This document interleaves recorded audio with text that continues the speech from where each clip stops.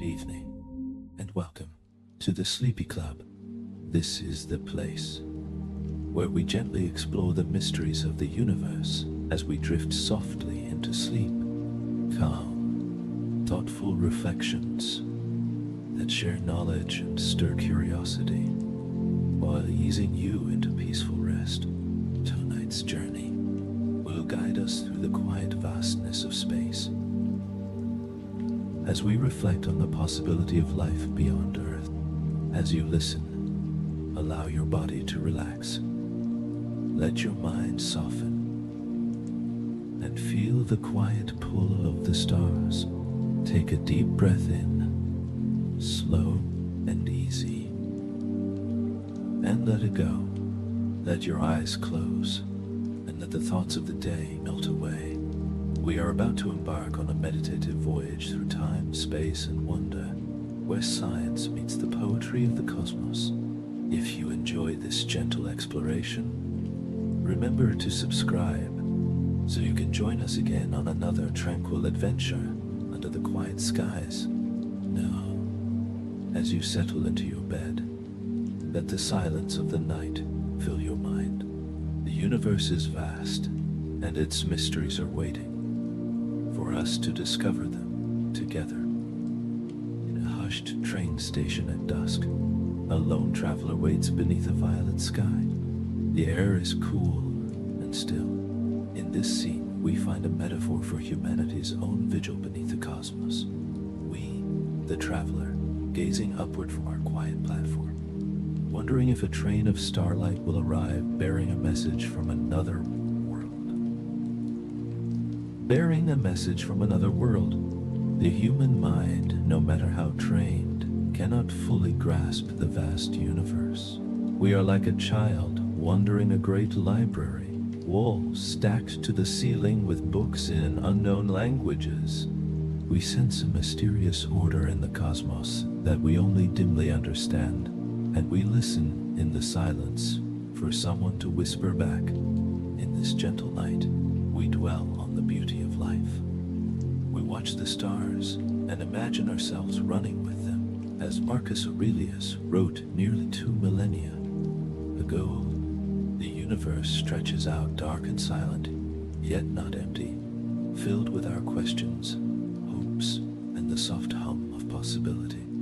Humanity's yearning to know if we are alone is as old as our awareness of the stars. As early as the Renaissance, bold thinkers imagined myriad worlds teeming with life. In 1584, the Italian philosopher Giordano Bruno suggested that the stars are distant suns with their own planets, perhaps populated by creatures like those on Earth. Bruno's cosmology envisioned an infinite universe with no center, filled with countless worlds, a heretical idea for which he paid with his life, yet one that sowed the seeds of cosmic pluralism. Centuries later, as telescopes opened the heavens, scientists began scrutinizing our neighboring planets for signs of life. In the late 19th century, astronomer Percival Lowell believed he saw canals on Mars, an illusion that nonetheless reflected our deep desire for cosmic companionship. By the mid-20th century, the new science of exobiology, now astrobiology, took root, aiming to study life's potential beyond Earth. NASA's early planetary missions, like the Viking landers on Mars in 1976, carried experiments to detect microbial life in alien soil. While Viking's results were inconclusive, they marked the beginning of a systematic scientific search.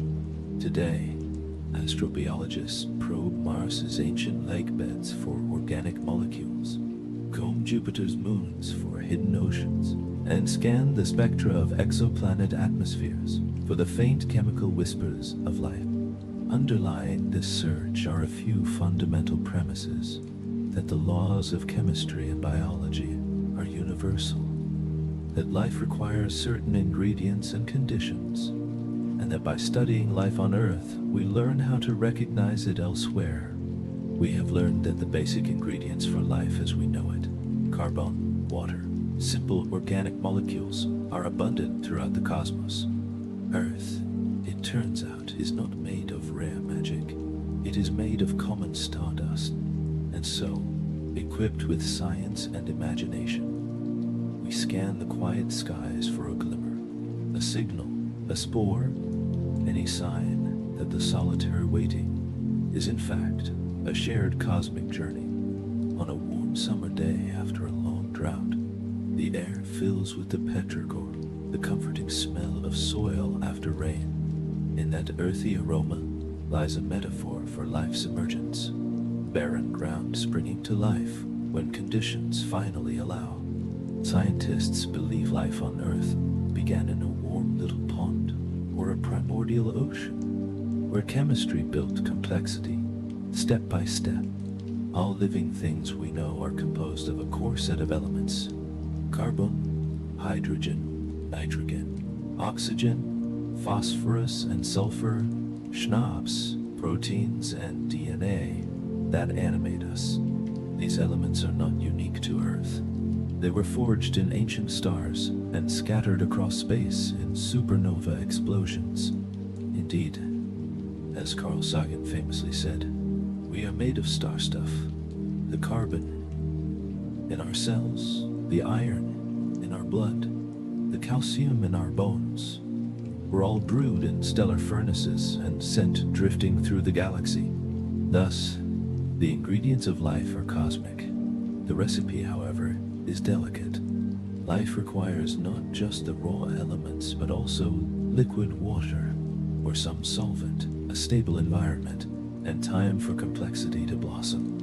In laboratory experiments like the classic 1953 Miller-Urey experiment, we have seen that simple gases and sparks, mimicking early Earth's lightning-filled atmosphere, can form amino acids, the building blocks of proteins. We have discovered amino acids and organic compounds on meteorites and in interstellar clouds, suggesting the cosmos comes pre-stocked with life starter kits. Yet assembling these into a self-replicating system, a cell, is an elusive trick.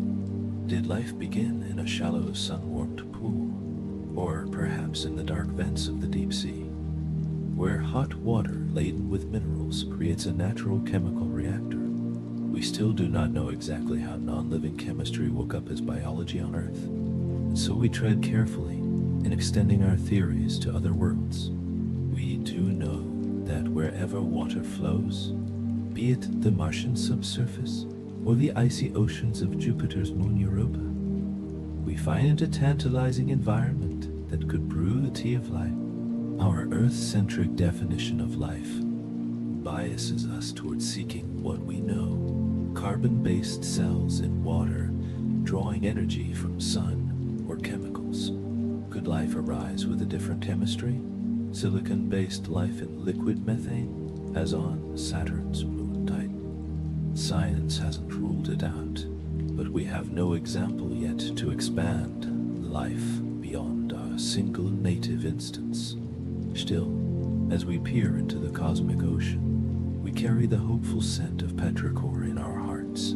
The idea that, given the right rain of molecules and a calm pond, life may blossom wherever it can. On a clear night, as we gaze at the Milky Way arching overhead, it's natural to wonder how many of those countless stars host companions with whom we might someday speak. In 1961, Frank Drake formalized this curiosity into a simple yet profound formula. Now known as the Drake equation, it is a thought experiment, a roadmap for thinking about the number of communicative civilizations in our galaxy. Drake's equation multiplies together several factors: the rate of star formation, the fraction of stars with planets, the number of Earth-like worlds per system, the fraction of those where life actually arises, the fraction of life-bearing worlds that evolve intelligent life, the fraction of those that develop detectable technology, and finally, the average lifetime of such civilizations. By plugging in educated guesses for each term, one can estimate n, the number of civilizations currently broadcasting or detectable in the Milky Way. Early on, Drake and his colleagues could only speculate for most factors. But over the decades, science has given us better constraints on some terms. Thanks to planet hunting missions like Kepler and TESS, we now know that planets are exceedingly common. Nearly every star has at least one. Moreover, roughly 1/5 of Sun-like stars have a planet in the habitable zone, where temperatures might allow liquid water. That's a staggering realization. Out of some 200 billion stars in the Milky Way, tens of billions could have temperate, potentially life-friendly worlds. This abundance of homes for life makes the silence of the skies even more intriguing. The Drake equation, however, reminds us that uncertainty compounds. Each step from simple microbes to a civilization that beams radio signals adds a filter that could drastically reduce, and perhaps life itself, the fraction of suitable planets where life emerges. Phi is very rare, or intelligence. Phi is a freak accident. Or maybe technological civilizations quickly self-destruct or lose interest in cosmic communication, making their detectable lifetime L fleeting.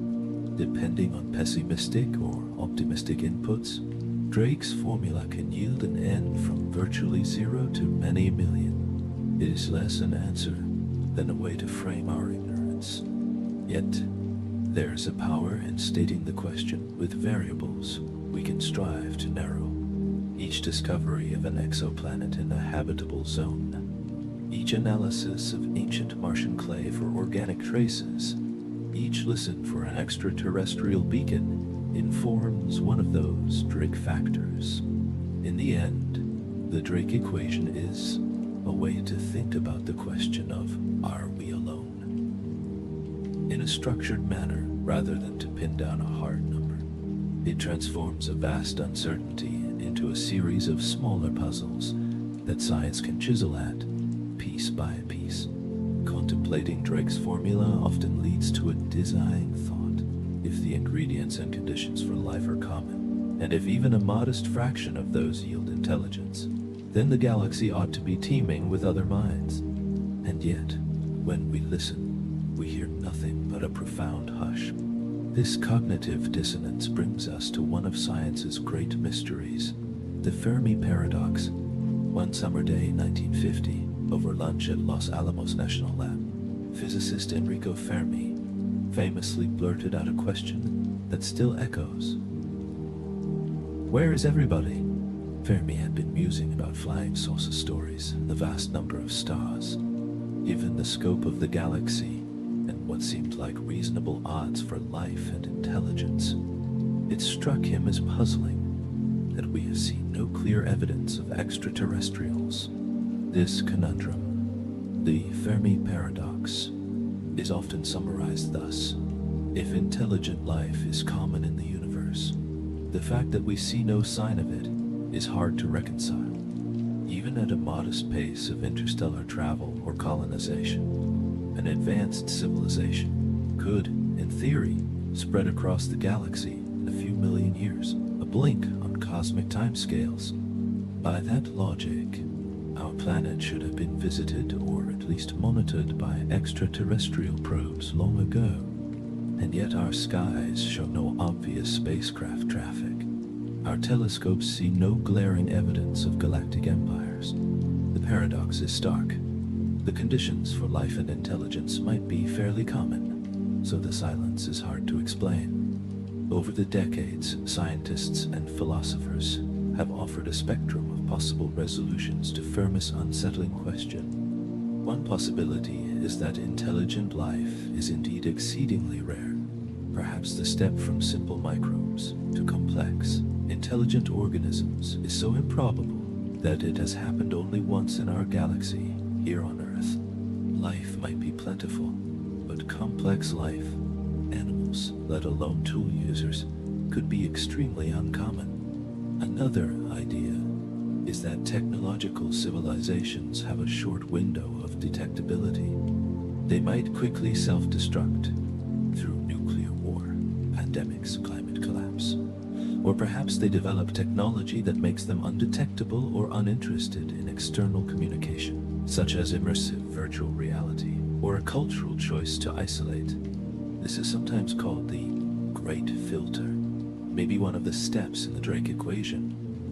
Whether the emergence of life, intelligence, or long-term survival is astronomically unlikely, filtering out nearly all civilizations before they can shout to the stars. Then there are scenarios where aliens exist, but we see no evidence because of our own limitations or their choices. Perhaps we live in a galactic wilderness preserve or zoo. The cosmic zoo hypothesis, which posits that advanced civilizations deliberately avoid contacting us, letting us evolve naturally. They might be observing from afar, with a strict non-interference policy until we reach a certain level of maturity.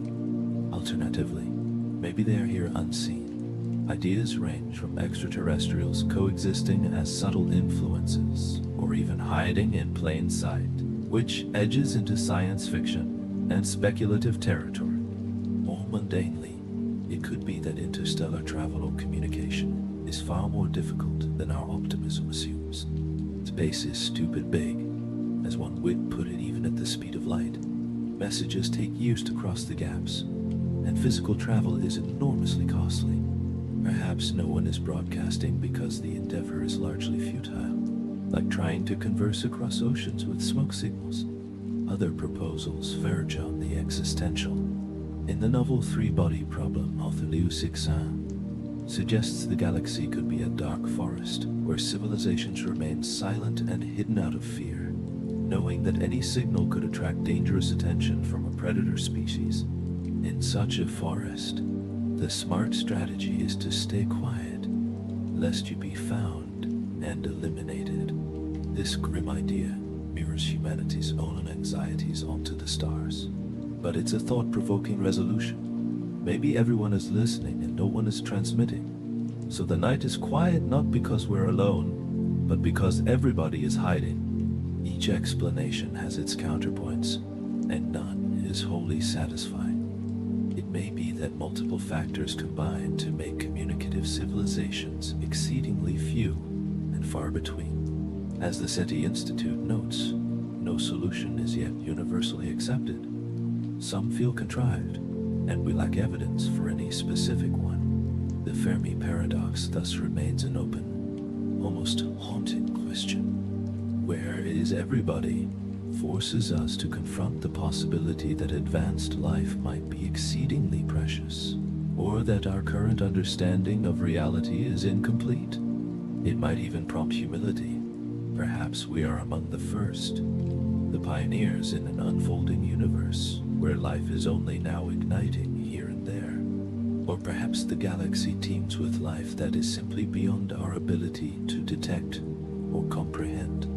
In either case, we face what physicist and philosopher of science James Trefil called the silent sky problem, with both awe and a touch of loneliness.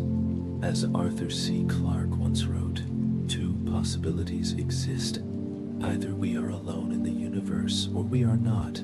Both are equally terrifying. In the gentle darkness of a starry night, one can feel both the terror and the wonder of that statement, and also the profound solitude it implies. If there is one lesson the search for extraterrestrial life has already taught us, it's that life is astonishingly tenacious once it arises. On Earth, organisms have conquered every niche, from boiling hot springs to lightless caves to the frigid valleys of Antarctica.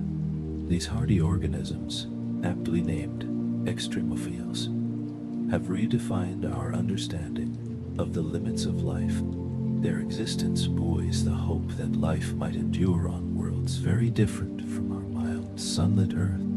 Astrobiology, the interdisciplinary science of life in the universe, leans heavily on these earthly examples to imagine biology beyond Earth. Consider the thermophiles, heat-loving microbes that thrive in water hot enough to boil an egg, in deep-sea hydrothermal vents, where mineral-rich water emerges at temperatures above 110 degrees degrees C. 230 degree F. Entire ecosystems flourish in what looks like hell to us.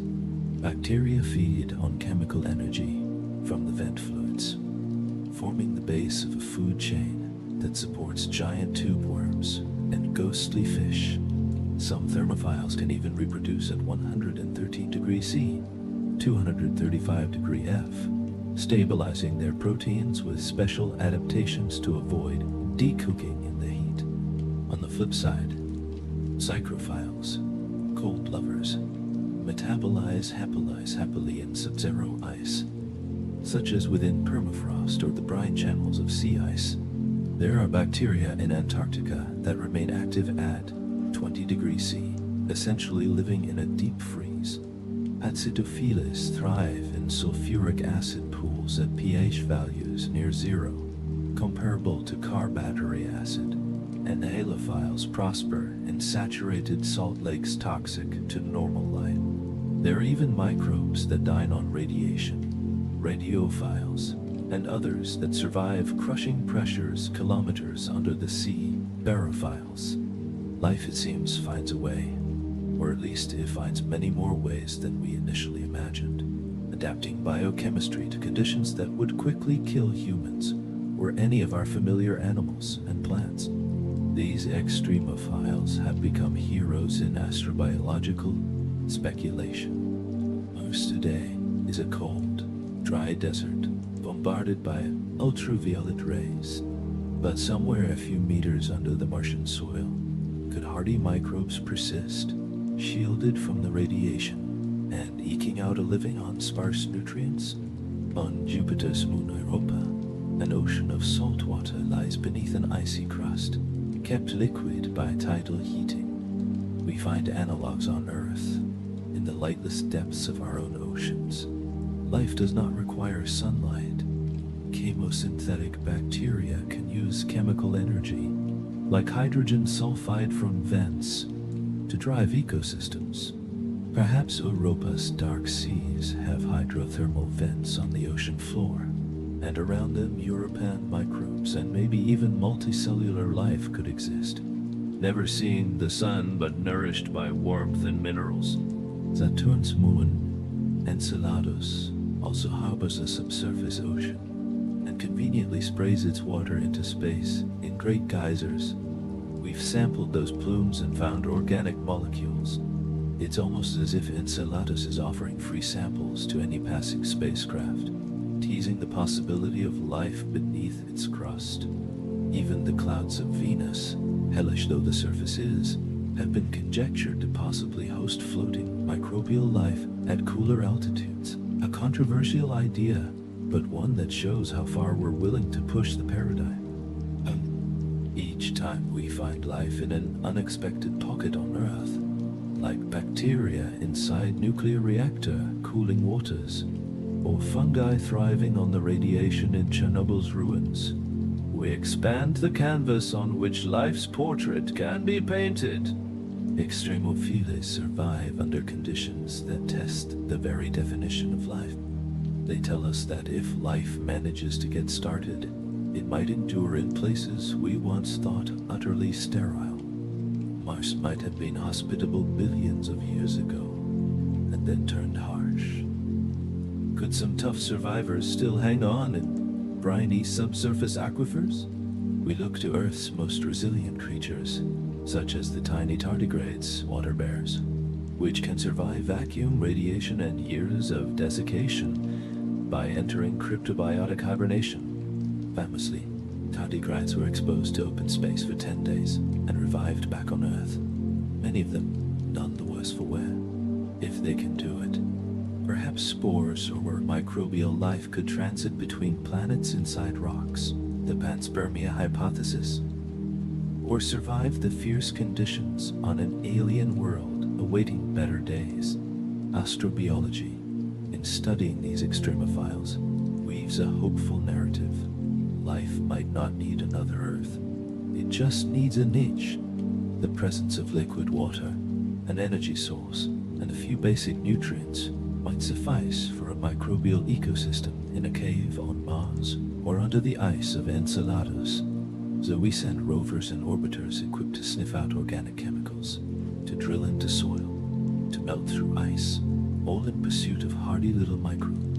In every drop of boiling acid or pinch of salt crust that yields life on Earth, we find permission to dream that life's story is not confined to our gentle blue planet alone. In the black tapestry of the sky, every star is a potential sun, and around many twinkle unseen companions, exoplanets, worlds beyond our solar system. For ages, these were the stuff of speculation and fiction, plurality of worlds, discussed in parlors and pamphlets. Today, they are a scientific fact in astonishing abundance. As of 2025, astronomers have confirmed over 6,000 exoplanets in thousands of planetary systems, with thousands more candidates awaiting confirmation. These planets exhibit a menagerie of diversity, gas giants hugging their stars in dizzying two-day orbits, frozen balls of rock orbiting dim red dwarfs, water-rich subneptunes, and shattered remnants of planets around pulsars. Among this zoo, a special category captivates our imagination: Earth-sized planets in the habitable zone of their stars. The so-called Goldilocks planets that are not too hot, not too cold, for liquid water on the surface. The habitable zone, HZ, is a fuzzy concept, but useful guiding light. It's defined as the range of distances from a star where a rocky planet with an Earth-like atmosphere could sustain liquid water oceans. For our Sun, the HZ stretches roughly from just beyond Venus out to about the orbit of Mars. Earth sits comfortably inside it, a fortunate middle child. Venus, at the inner edge, turned into a runaway greenhouse oven. Mars, near the outer edge, lost most of its air and water and became a cold desert. Around other stars, the HZ shifts. Around hotter, brighter stars, it lies farther out. Around dim red dwarfs, the HZ huddles close to the star like a warm campfire. To date, we have found dozens of rocky exoplanets in the habitable zones of their stars. For instance, the TRAPPIST-1 system, a cool red dwarf, boasts 7 Earth-sized planets, at least 3 of which lie in or near the star's H's, raising the thrilling possibility of a mini-system of temperate worlds. Or Proxima Centauri b, the nearest exoplanet just 4.2 light-years away, orbits within the habitable zone of our Sun's closest stellar neighbor. These discoveries make the night sky feel more intimate. When you see the star 40 light-years away that hosts the TRAPPIST-1 worlds, you know 7 alien planets circle it, one perhaps with lakes or seas under a salmon-colored sky. However, habitable is a broad term. Just being in the Goldilocks zone does not guarantee a planet is actually livable or alive. Our own Venus is a cautionary tale. Despite being within or near the HZ, its thick cone atmosphere creates oven-like surface temperatures. A planet's atmosphere and geology determine if the conditions are right. Too much greenhouse gas, and oceans boil. Venus. Too little atmospheric pressure, and liquids evaporate or freeze. Mars. Then there are cosmic dice throws like having a magnetic field to shield from radiation, or water delivery by comets, or a big moon to stabilize the axis. We are just starting to be able to probe exoplanet atmospheres for signs of water vapor, oxygen, methane, or other possible biosignatures. The new James Webb Space Telescope has begun sniffing the air of some transiting exoplanets for molecules, and future giant telescopes may even be able to take rudimentary direct images of Earth-like exoplanets, capturing the pale blue dot of an alien ocean against the black of space. One astonishing result from Kepler mission was that Earth-sized planets in habitable zones are not rare. Statistically, they estimate perhaps on the order of 1 in 5 sun-like stars. has a roughly Earth-sized planet in the H-star. If that's true, the Milky Way could harbor billions of Earth cousins, and even around the far more numerous red dwarf stars, which live much longer than our Sun, we have found that a significant fraction have temperate rocky planets.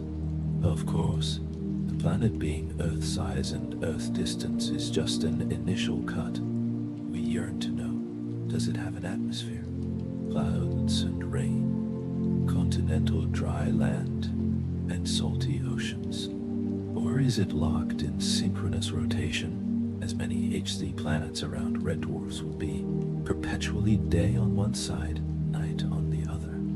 Perhaps with a narrow belt of habitability at the terminator between blistering sun and eternal night.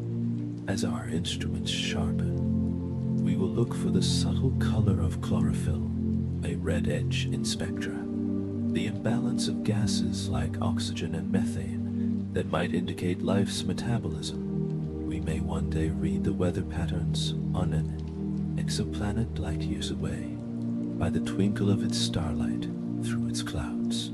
For now, each exoplanet discovery is a new chapter in a cosmic atlas, and in it we write possibilities. Here might be water, here could be a rocky surface, and sometimes our hearts add, here, maybe, life too. When we say a planet is potentially habitable, it is with due caution. It means it meets the broad brush criteria we think life, as we know it, would require.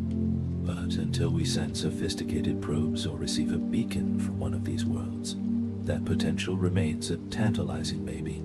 Still, on a quiet evening, we can step outside, point to a star, and whisper its catalog number. And know that around that pinpoint of light, a warm, Earth-sized world may be spinning, with oceans glinting under alien constellations, perhaps with life of its own gazing back at our sun, wondering if anyone is out there. In the dark of a summer night, beyond the cricket chirps and the soft rustle of trees, there is another sound if you know how to listen. The faint static hiss of the cosmos. Amid that static could hide a signal, a beacon from distant technology. The search for extraterrestrial intelligence. SETI is often likened to an immense eavesdropping effort, where we have our ear pressed to the sky, hoping to catch a whisper from an alien mind. Since the 1960s, SETI scientists have pointed radio telescopes at nearby stars, scanning the dial for anything unmistakably artificial, a steady, narrow-band tone, or a patterned pulse that nature alone is unlikely to produce.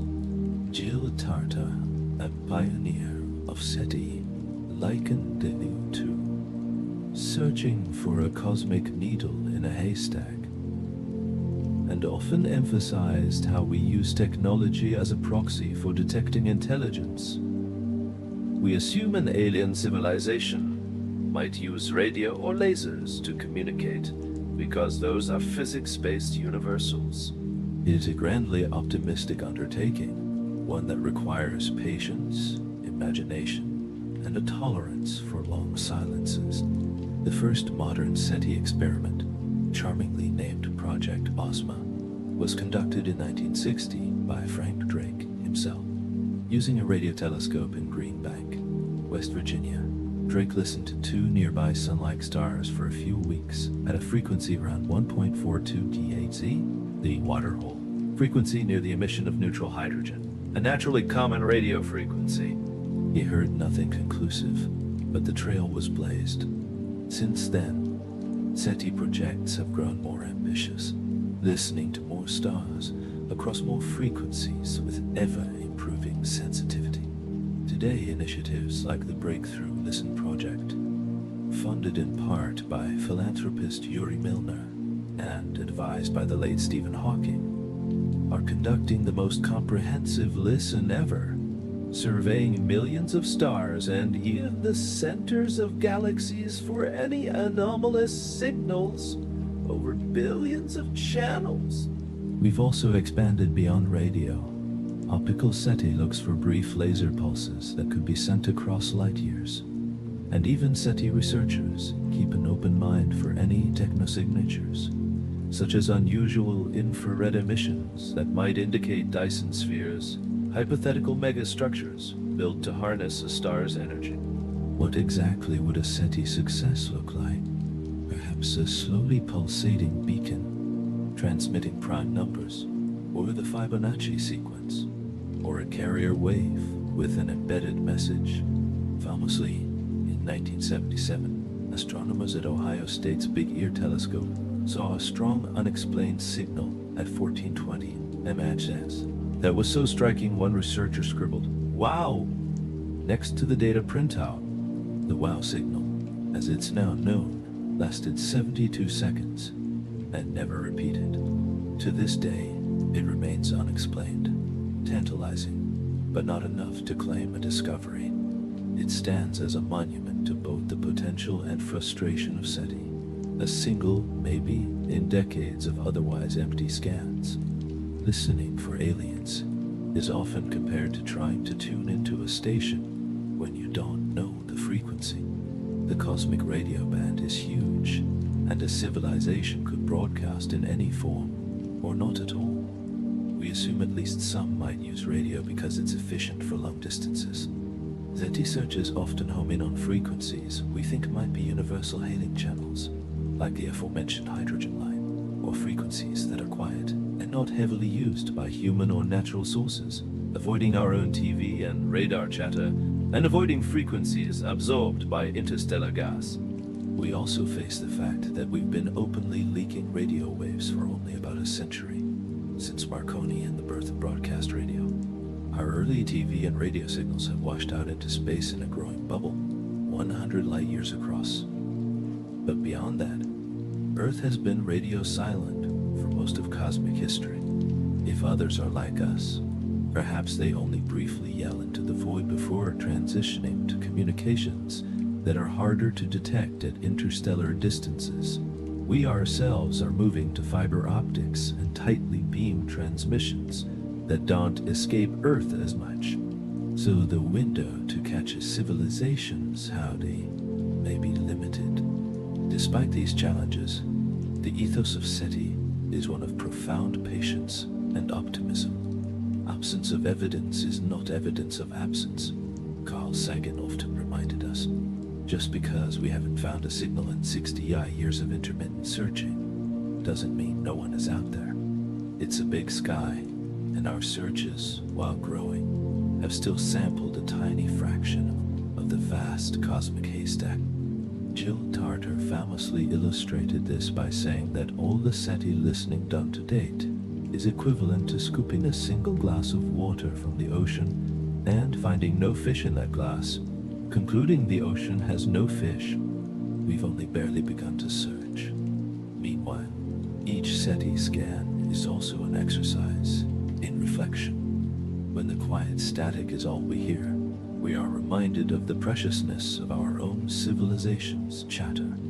SETI forces us to take a cosmic perspective, to see Earth the way an extraterrestrial might see it. When we sent out the Voyager Golden records in 1977, literally golden phonograph records affixed to the Voyager 1 and 2 probes, containing sounds and images of Earth, it was as much an exercise in defining humanity to ourselves as it was a message to hypothetical alien. On those records, now billions of miles away heading into interstellar space, we inscribed friendly greetings in dozens of languages, sounds of a mother and child, a whale's song, the brainwaves of a young woman in love, and music from Bach to Chuck Berry.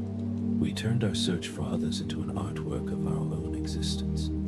Perhaps one night eons hence, under another sky, a curious being will find that record and play it, and across the gulf we will finally speak, albeit one way, through time and dark. SETI is thus not just about hearing them, but about what we decide to say about ourselves. In the meantime, giant radio ears like the Array of Dishes at Green Bank, or the Allen Telescope Array in California, or the Great Arecibo Dish, until its collapse in 2020. Continue to listen. It is a quiet vigil not unlike a night watchman at a deserted station, listening for a distant whistle of an approaching train. The hour is late. The stars are silent overhead, but the watchman does not abandon his post. For in that silence there is hope, the hope that one day, perhaps when we least expect it, we will hear a faint, unmistakably artificial signal and the long solitude will end. Until then, we keep the night watches, content in the act of listening itself, ears attuned to the cosmic breeze, while scientists aim radio telescopes skyward in search of distant civilizations. Many people have long believed that alien visitors might already be here, zipping through our skies in strange craft, leaving tantalizing traces or fleeting sightings.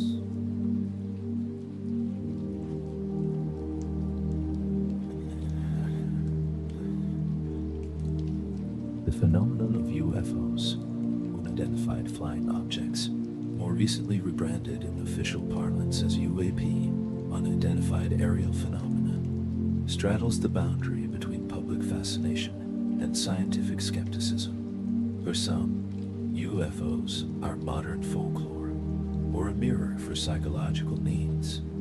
For others, they're a genuine mystery pointing to extraterrestrial visitors or advanced technologies.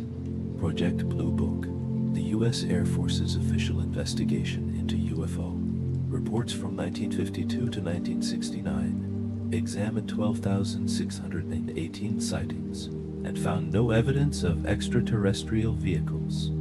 By its conclusion, Blue Book stated unequivocally that no reported UFO had ever proven to be a threat to national security, or to involve technology beyond known science, or to be attributable to alien craft. In short, most were misidentifications, planes, weather balloons, stars, clouds, or hoaxes, and a small percentage remained unexplained but with no indication of something truly anomalous.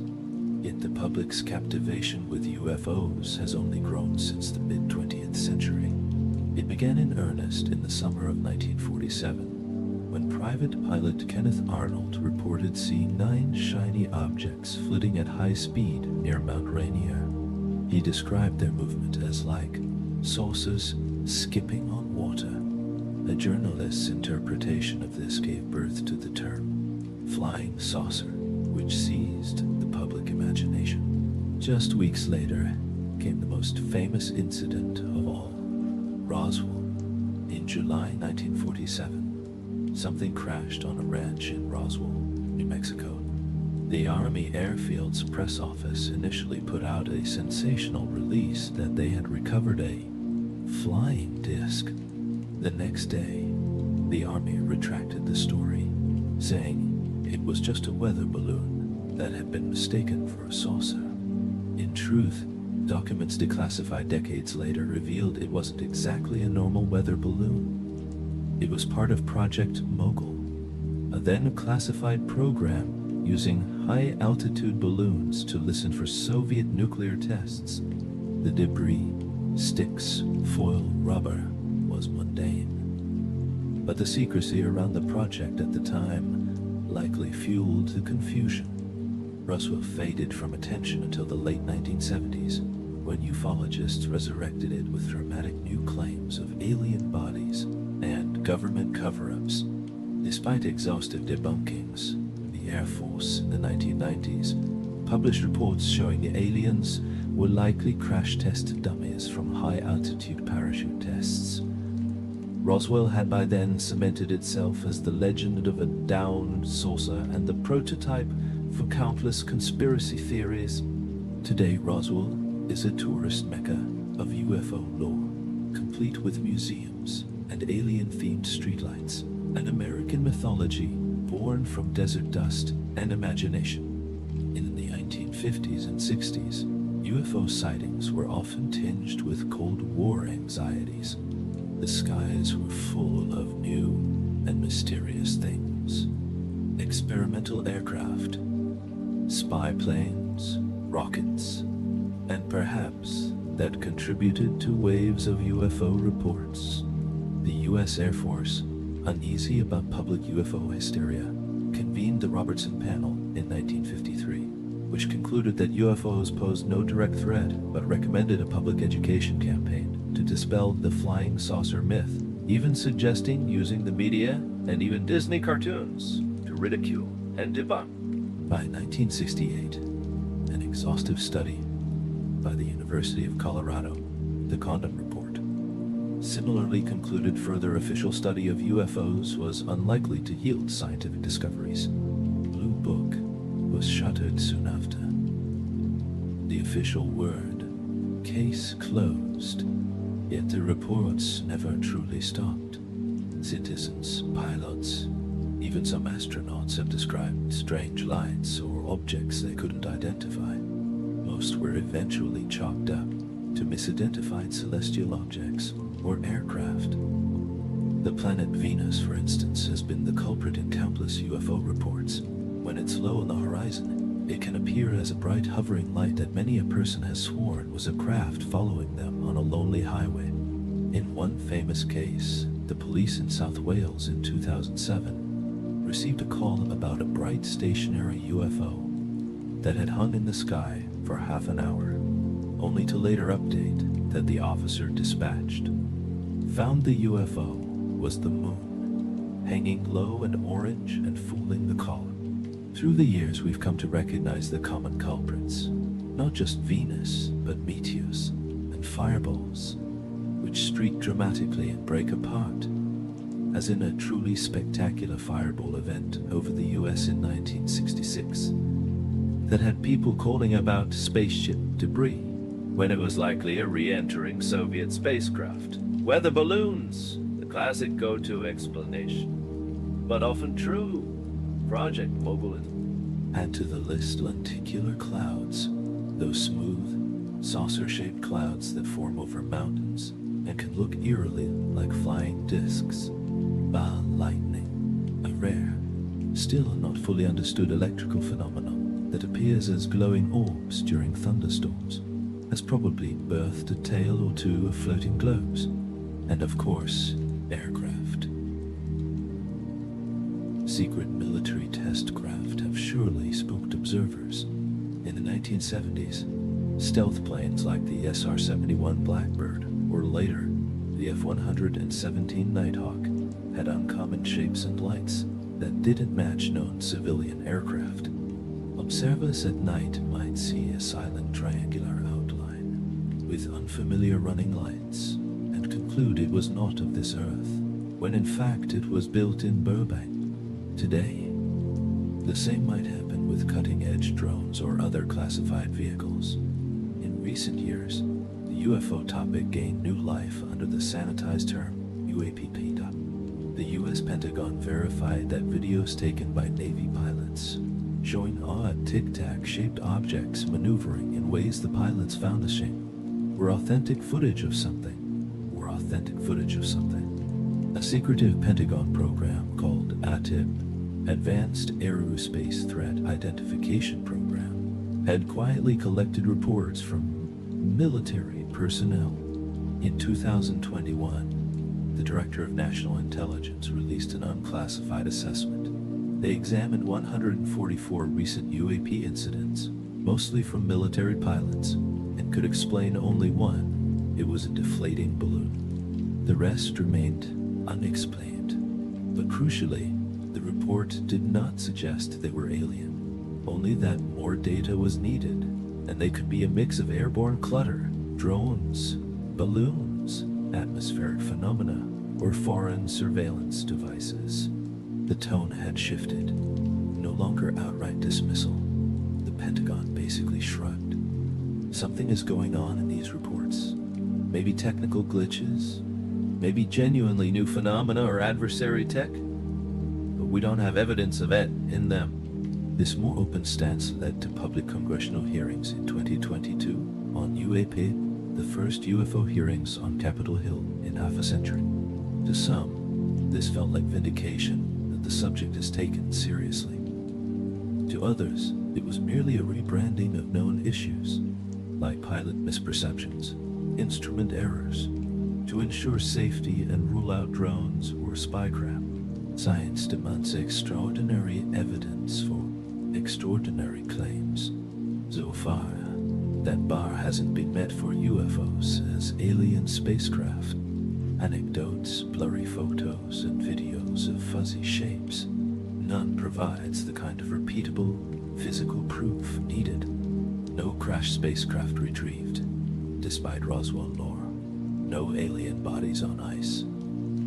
If such things exist, they haven't been revealed to the scientific community or public in verifiable form. Many scientists remain skeptical, not because they dismiss the possibility of aliens categorically, but because the UFO evidence quality is poor and the human capacity for error and self-deception is well documented. Psychologists note how people under stress or seeing something briefly in the sky can earnestly misinterpret what they saw.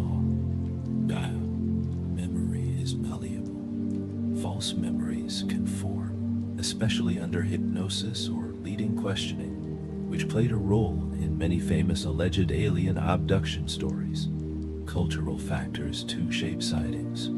After the 1950s introduced flying saucers and then little green men into pop culture, the reports people gave of alien encounters often matched those tropes. In the 1960s, gray aliens with big heads and eyes became iconic after the widely publicized Betty and Barney Hill abduction claim. And lo, many subsequent abductee accounts described similar beings.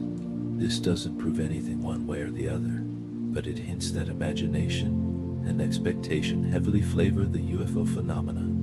Yet one cannot entirely dismiss the emotional impact of the UFO idea. For believers and experiences, these encounters, real or imagined, carry profound meaning. They may feel chosen, or that they glimpse a reality beyond the ordinary.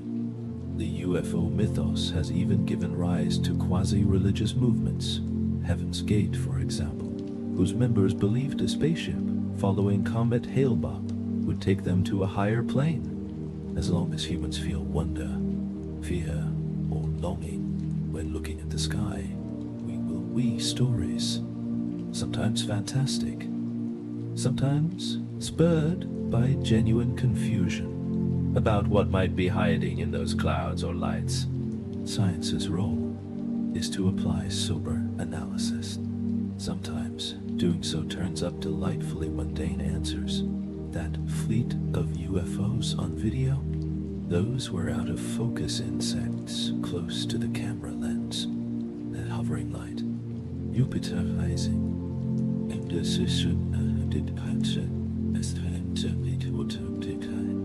but a few cases each year still puzzle investigators. True unexplains exist, though unexplained doesn't equal extraterrestrial. It just means not enough data. In a way, UFOs, UAP, sit at the edge of the unknown, reminding us that not every question has an immediate answer, and not every strange experience should be outright dismissed. They invite us to investigate, but also to be wary of our biases and wishful thinking. And so the subject persists, hovering between the known and unknown, a mirror in the sky where we often see our own hopes and fears reflected. In the quiet of night, when a person spots a light darting oddly, and their heart jumps, for a moment, the vast loneliness is broken by the possibility they might be here. That emotional reality is powerful, regardless of the empirical truth. The scientific approach is to patiently filter signal from noise, and so far, the signals attributable to visiting aliens amount to zero. But the noise, the human stories, the misperceptions, has taught us plenty about ourselves, and it adds one more layer of intrigue to the already profound mystery of life in the cosmos. Perhaps one day, a UFO report will indeed turn out to be the real thing, the herald of first contact. Until then, the topic remains a strange cocktail of sky science, psychology, folklore, and faith. Why do UFO stories captivate so many? Why do some people earnestly believe they've been abducted by aliens, or see alien craft, despite no concrete proof? The answers lie not in the stars but within us, in the quirks of human perception, cognition, and the social narratives we create. The phenomenon of alien belief is as much a psychological and sociological study as it is a question of what's out there. Humans are natural pattern seekers. Our brains strive to interpret ambiguous stimuli in familiar ways. This can lead to pareidolia, perceiving meaningful patterns where none exist, like seeing faces in clouds. Many UFO sightings occur under less than ideal viewing conditions. A light against a dark sky, a fleeting glint, a distant shape. Under such ambiguity, our perception can fill in the gaps with expectations or culturally primed imagery. In the past, people might have interpreted strange lights as angels or omens from gods. Today, steeped in a century of science fiction, we leap to alien spacecraft. Our era's myths are extraterrestrial. A few millennia ago, they were divine or demonic. Psychologically, it's a similar process. We encounter something we can't immediately explain, and our intuitive reasoning kicks in, often influenced by our background beliefs. If one already believes aliens are visiting, the mundane light might be rapidly reframed as a structured craft performing maneuvers. Your belief shapes perception. As psychologist Chris French notes, there is a strong top-down processing component. What we expect, or hope or fear, to see can influence what we think we saw. There's also the element of conspiracy thinking that has become entwined with UFO lore. From Roswell onward, many UFO proponents assume governments are hiding the truth. This conspiratorial mindset can be self-reinforcing. Any debunking evidence is seen not as informative but as part of the cover-up. This was illustrated by the Roswell story, even after official reports in the 1990s thoroughly explained the original crash as a balloon from Project Mogul and the supposed alien bodies as dummies. Believers simply folded those into the conspiracy, claiming, for example, that even those reports are smokescreens. Once someone adopts the frame that a secretive authority is withholding the real story, every denial becomes confirmation of the cover-up. Psychologically, this ties into a need for control and understanding. In a confusing world, someone must know what's going on. Even if that someone is hiding it, it's perhaps easier to think the government knows about aliens and hides it than to accept no one knows. We're adrift in uncertainty. Social and cultural factors are huge. In the US mid-20th century, as faith in traditional religion waned for some, UFOs and aliens emerged almost as new mythology. They offer a narrative, higher powers watching or guiding humanity, sometimes benign, wise cosmic brothers who will help us if we overcome our warlike ways, as in many contactee stories of the 1950s. Sometimes sinister, cold abductors performing experiments on us in the dead of night. These mirror age-old tropes of angels or demons, but clad in sci-fi garb. Psychologist Carl Jung, in 1958, wrote a book, Flying Saucers, a modern myth of things seen in the skies, interpreting UFOs as archetypal symbols, mandalas, wholeness, emerging from the collective unconscious in a time of anxiety, the Cold War. He saw the circular flying saucer as a compensatory image of unity and salvation in a fragmented world. Whether or not one agrees with Jung's specifics, it's clear UFO narratives fulfill some spiritual or emotional needs, the yearning not to be alone in the universe, the hope for salvation from above. Aliens often are imagined to possess wisdom to solve Earth's problems, or conversely a tangible external enemy or source of fear that gives shape to free-floating anxieties. Studies of individuals who claim intense experiences, like alien abductions, have found some intriguing patterns. Often, these individuals are completely sincere. They truly believe it happened. Psychologically, they score higher on measures of dissociative tendencies and absorption in fantasy. And sometimes they have a history of sleep paralysis, a known phenomenon where one wakes up immobile, often sensing a presence historically linked to incubus or old hag folklore, and in modern times sometimes reinterpreted as an alien abduction experience. Memory is reconstructive, and if someone with a rich imagination undergoes something like sleep paralysis, or a traumatic but confusing event, hypnosis or therapists with a belief in UFO abductions can inadvertently lead the person to recall an abduction scenario. Once the narrative solidifies, it's as real to them as any other memory. Our brains are remarkably capable of generating false memories that feel utterly authentic. This is not to say all experiencers are mistaken. It is to highlight that the human mind is not a perfect recorder and can be influenced by suggestion and desire. On the sociological side, believing in aliens or UFOs can also serve as a community-building aspect. UFO clubs, conventions, online forums, these gather like-minded individuals in a shared quest against a perceived orthodoxy, scientific or governmental. There can be a sense of being in on a great secret or mystery, which is gratifying. Anthropologically, UFO belief has many hallmarks of a quasi-religion. Sacred texts, like the alleged majestic 12 documents, or various whistleblower testimonies, prophets or gurus, prominent ufologists, or self-proclaimed contactees who relay messages from aliens, even pilgrimages, Roswell, Area 51 Gap.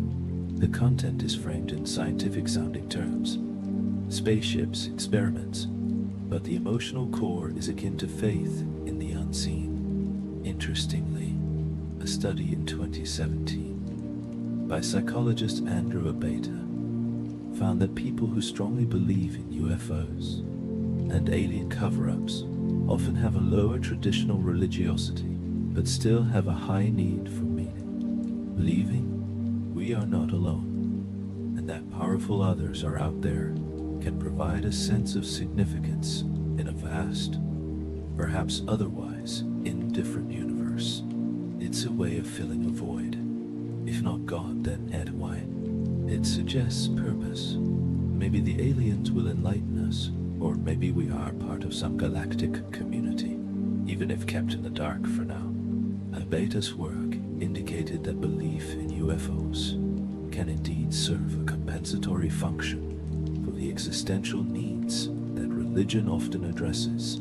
People want to feel they are part of a larger story, that there's something more. From a gentle, understanding perspective, one can see alien beliefs as a kind of modern-day mythology, or a projective test of human hopes and fears. When times are troubled, interest in apocalyptic or hostile alien invasion stories seems to spike, mirroring societal fears of external threats, e.g. 1950s Red Scare manifesting as films of alien infiltrators. When optimism reigns, we imagine benevolent space brothers or enlightened federations. Aids in our stories are often us, writ large or hidden. They are stand-ins for foreigners, for aspects of ourselves, or for the other that defines what it means to be human. To be clear, none of this disproves the possibility that intelligent extraterrestrials exist, or even that some may have visited. But it does explain that even without a single extraterrestrial, the idea of them thrives because of human nature. We anthropomorphize the unknown. We long for connection, fear being alone, and often prefer even a frightening unknown to a prosaic one. Thus, aliens become angels, demons, saviors or tormentors in our collective psyche. So when we look at the night sky and fancy a moving light to be a spaceship, it might be reflecting a bit of our inner sky. The ancient Greeks looked up and saw Zeus's thunderbolts or Hera's chariot. We see flying saucers and alien scientists. The sky has always been a canvas for our imagination. In that sense, the belief in aliens is also a belief in ourselves, in our capacity to imagine beyond the confines of our little world, and to populate the vast darkness with stories and companions. It speaks to a poignant truth. We do not want to be alone. Whether or not real aliens are out there, this very longing drives us to conjure them in myth, if not in reality. And in doing so, we sometimes learn about the deepest parts of being human. Long before the modern concept of extraterrestrials, humans across cultures told stories of beings from the sky. The night sky was the domain of gods, spirits, and ancestors, an endless source of wonder and mystery. Civilizations from Babylon to Mesoamerica looked upward and saw it alive with meaning. Though these ancient narratives were not about aliens in the modern sense, they reveal a timeless pattern. We have always populated the heavens with powerful figures and sought guidance or omens from above. These myths are humanity's first attempts to not be alone in the universe, populating the vastness above with intelligences, albeit divine ones. In ancient Mesopotamia, the cradle of civilization, the sky itself was personified by the god Anu, Sumerian An, the supreme deity of the heavens. His offspring, the pantheon known as the Anunnaki, were said to have descended from heaven to decree the fates on earth.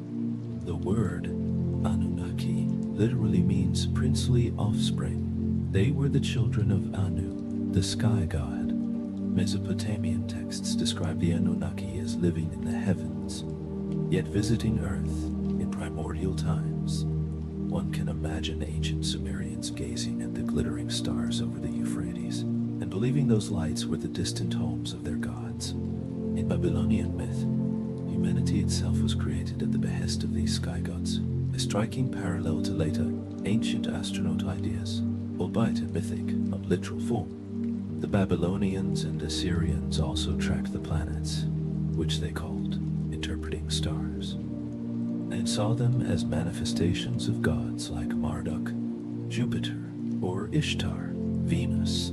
To them, the sky was a grand theater of divine activity, not an empty void. In ancient Egypt, the heavens were deeply woven into religion. The sky was embodied by the goddess Nut, arcing over the earth, and every night she swallowed the sun and gave birth to it at dawn. Pharaohs, considered divine or semi-divine, were identified with sky gods.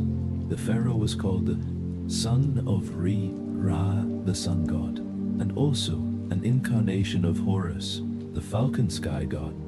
Upon death, pharaohs were believed to ascend to the stars.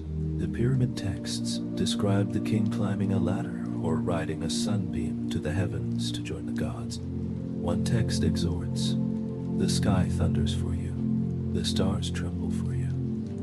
You are to become a star, O king."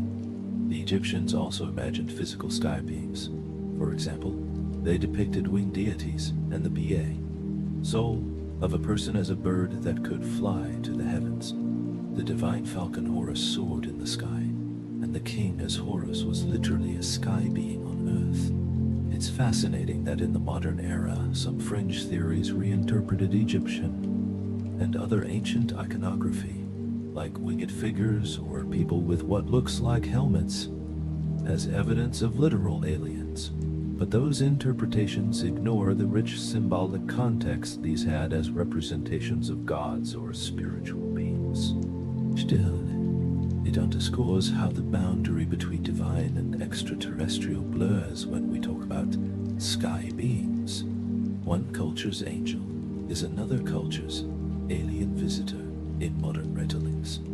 Moving to the classical Greeks, we find a pantheon perched atop Mount Olympus, but also deeply connected to celestial phenomena. Zeus was the sky and thunder god who hurled lightning bolts from the clouds. The stars and constellations were rich with stories. Heroes placed into the sky by gods, like Hercules or Orion after their deaths, immortalized as constellations, or gods themselves taking shape in stars. Aphrodite's star was Venus. The Greek philosopher-scientist Democritus speculated about innumerable worlds in the 5th century BC, an early stroke of pluralism. But in popular imagination, it was the myths that held sway. Greeks looked up and interpreted unexplained lights as omens from the gods. A comet or meteor might be a sign of divine displeasure or a forewarning of events. Much like later, in ancient Rome, a comet was said to herald the assassination of Julius Caesar. As one scholar noted, ancient peoples linked celestial anomalies to terrestrial events, seeing bright objects in the sky as harbingers or divine manifestations. For instance, the Greeks told of Helios, the sun god, driving his fiery chariot across the sky each day. Any unusual solar event could be Helios doing. A curious anecdote: in 168 BC, a Roman army was said to have been panicked by a flame-like phallus in the sky, perhaps a comet or meteor. They interpreted it as a prodigy, a supernatural sign regarding the war they were engaged in. It shows that unknown aerial phenomena were inevitably given meaning by ancient observers, woven into their existing frameworks of gods or spirits. In China, the concept of the mandate of heaven held that the emperor was the son of heaven, Tianzi, and ruled with divine authority from the sky. The Chinese sky deity, Tian, literally means heaven sky, somewhat like a cosmic principle or god, and it granted or withdrew the right to rule based on virtue. Beyond politics, Chinese myths also speak of heavenly beings. For example, the story of the 8 immortals who travel between heaven and earth, or the Queen Mother of the West in Taoist lore, who dwelt in a heavenly paradise but occasionally descended to meet worthy mortals. A particular relevant myth is that of Fu Jiu, Fuxi, the culture hero. Some late interpretations by mystics like those cited by 20th century writers compare Fuji-Tiwan to Akawans in Babylon, Oikawans in Babylon, or Osiris in Egypt, who are half divine and brought knowledge from the gods to humans. An ancient aliens enthusiast might say. Beings came down from the sky to give Chinese emperors texts and knowledge. Indeed, a claim was made in a TV show which prompted researcher Jason Colavito to dig into it. Colavito found it likely referenced the myth where Fukushi received the I Ching trigrams, not via aliens but through visions of a dragon or turtle shell given by heaven. Still, it's an example of ancient people attributing advanced knowledge to celestial sources. Chinese kings performed rituals at the Temple of Heaven in Beijing, praying and communicating with heaven for a good harvest. They believed natural disasters or strange celestial events, comets, eclipses, signaled heaven's displeasure with their rule, truly seeing the sky as an interactive realm guiding human fate. In Mesoamerican cultures, the line between sky and divine was especially vivid. The Maya and Aztecs had sophisticated astronomy entwined with their religion. The Aztec supreme god Tonatiuh was the sun, needing human blood to rise each day, according to myth. Quetzalcoatl, the famous feathered serpent, was associated with Venus, the morning star, and was part sky being, part earthly deity. Aztec priests meticulously tracked the cycles of Venus, as it was tied to Quetzalcoatl's mythology of death and rebirth, Venus disappearing and reappearing. When the Spanish conquistador Hernán Cortés arrived in 1519, a year Venus returned in a particular portion of the sky. Aztec Emperor Moctezuma II reportedly wondered if Cortés might be Quetzalcoatl returned. Here, we see myth influencing real history via belief in a returning sky being. The Maya similarly believed their ancestors and gods descended from the heavens. Kings would claim divine right by tracing a lineage to Itzamna, a sky god, or others. Carvings show nobles dressed as or interacting with sky deities, and some stelae show what modern eyes think look like astronaut-like figures. But again, these are likely symbolic of shamanic journeys or deity costumes.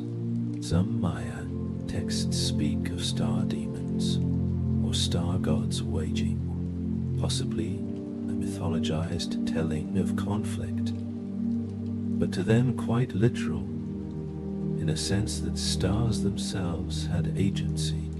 In almost all cases, ancient sky beings were integrated into a cosmology that gave humans meaning and guidance. Whether it was Babylonian priests reading the fate of kings in Jupiter's motions, or Greek oracles interpreting Zeus's thunder, or a Shang dynasty diviner reading sky patterns on oracle bones, the heavens were a message board from higher powers.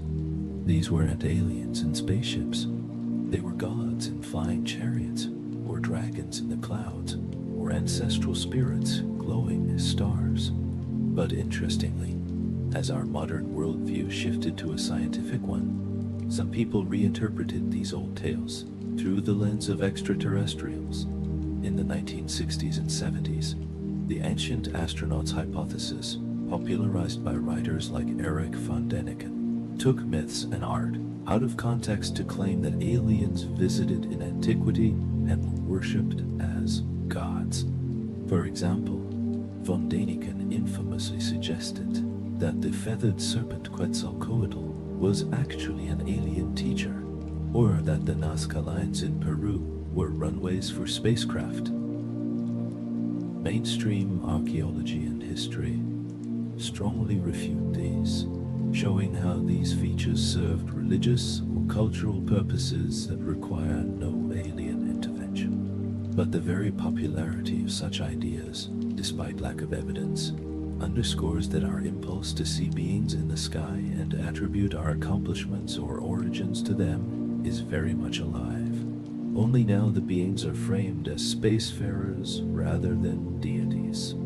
Ultimately, ancient myths of sky beings tell us that, as long as humans have been self-aware under the stars, we have imagined company up there. We crafted narratives that the high dome of the sky was inhabited by compassionate figures guiding agriculture, as in China, with the mandate of heaven, by exacting deities rewarding and punishing, as in Mesopotamia, where an eclipse could mean the gods' anger, or by wise teachers descending to jumpstart civilization, as Oannes, the fishman from the sea, and Bons, the fishman from the stars, in Egyptian folk. These stories serve to explain and enrich life. They gave authority to kings, taught moral lessons, provided comfort that powerful forces cared for humanity, and warned that those forces watched our deeds.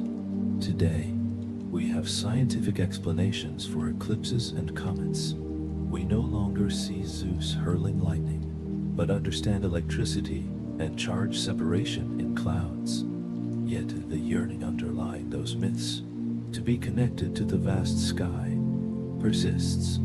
In a poetic sense, when we send probes like Voyager with golden records, or beam messages toward stars, we are continuing an ancient tradition, sending our words into the heavens, hoping someone out there, gods or aliens, might hear and answer. The characters have changed, but the play is the same. The human drama of loneliness and belonging projected onto the backdrop of infinity.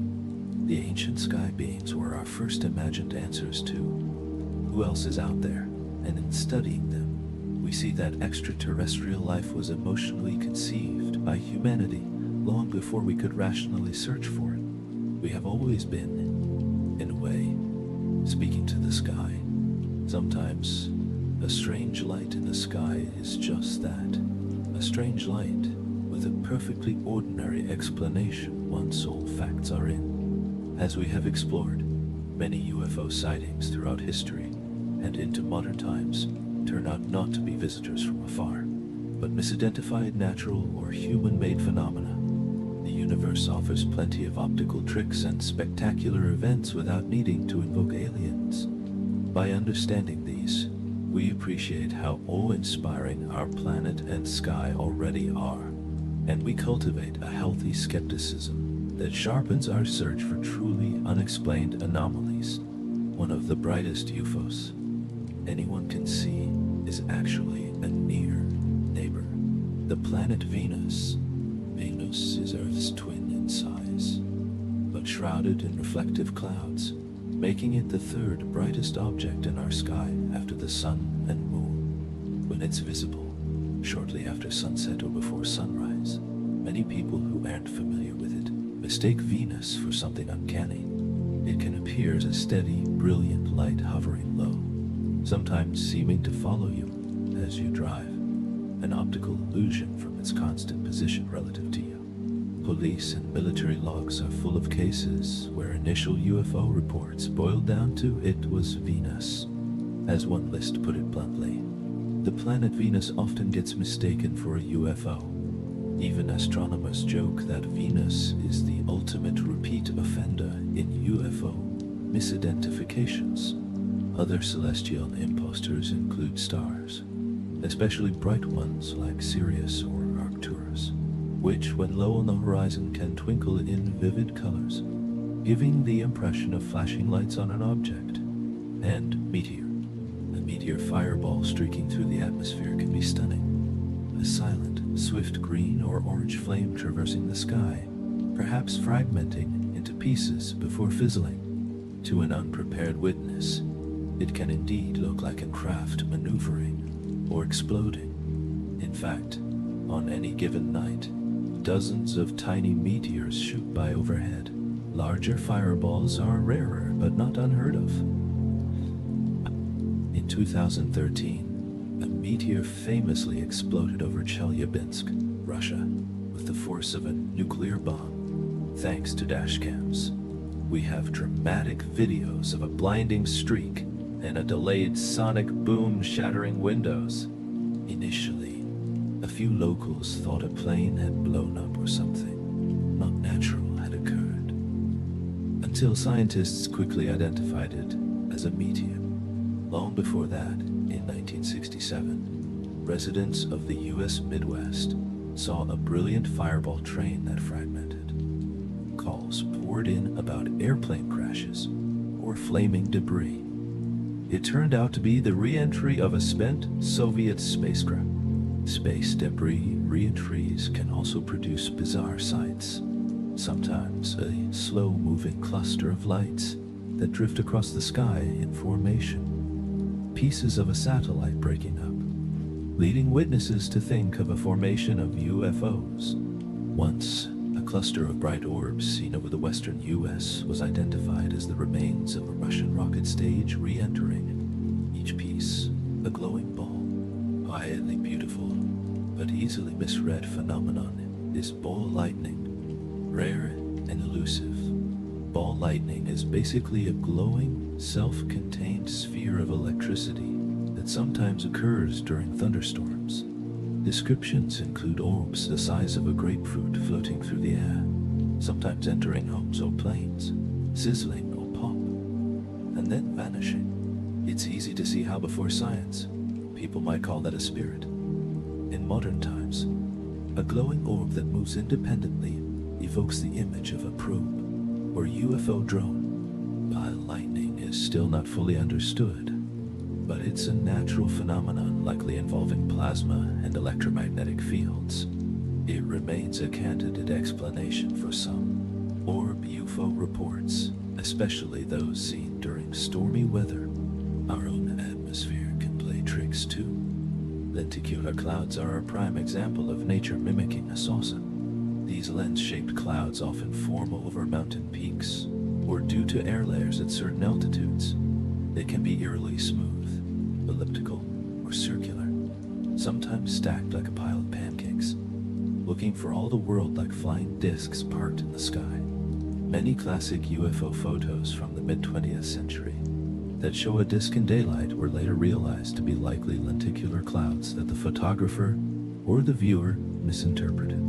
The stationary nature of these clouds, they appear to hover in place for hours, adds to the illusion of a hovering craft. Even experienced pilots have initially mistaken them for something solid. Add to this other atmospheric optics, sundogs, bright spots flanking the sun caused by ice crystals, which could be seen as hovering lights, light pillars, vertical shafts of light above a bright source, often in cold weather, or St. Elmo's fire, glowing electrical discharges on airplane wings or ship masts during storms. And one sees the sky itself offers a menagerie of luminous apparitions. Man-made objects to clutter the sky, satellites glinting at twilight. For example, iridium flares that briefly outshine any star. High-altitude aircraft leaving contrails that catch the sunset light and appear as fiery streaks, leading some to call in UFOs, or missile launches that turn out to be just a jet contrail at just the right angle. In recent years, SpaceX Starlink satellites have triggered UFO reports globally. After launch, these satellites travel in a noticeable train, a string of bright dots moving in line. Many were baffled by these string of pearl slides until word got out it's Musk's satellites en route to their orbits. And yes, sometimes good old weather balloons cause confusion. Even in the 21st century, balloons can look metallic and disc-like as they rotate, and they can drift in ways that fool perspective, seeming fast if nearby, slow if far, etc. In February 2023, the US even shot down a few unidentified high-flying objects after a Chinese spy balloon incursion. Those UAPs turned out to likely be hobbyist pico balloons or other innocuous devices. It was a rare instance of actual unidentified objects being taken very seriously due to security concerns, but ending up as literally balloons, echoing Roswell's story. The point of cataloging all these is to highlight a truth often echoed by astronomers and investigators. The vast majority of UFO sightings have earthly origins, whether optical illusions, weather phenomena, or human activity. When you hear hoofbeats, think horses, not unicorns. It doesn't take aliens to produce wonder in the sky. Our natural world is capable of plenty of light shows. By first ruling out these prosaic causes, we can better isolate what, if anything, truly defies explanation. It is noteworthy that after years of study, even hard-nosed skeptics admit a small percentage, perhaps 5% or so in Blue Book's files, of cases remain unidentified.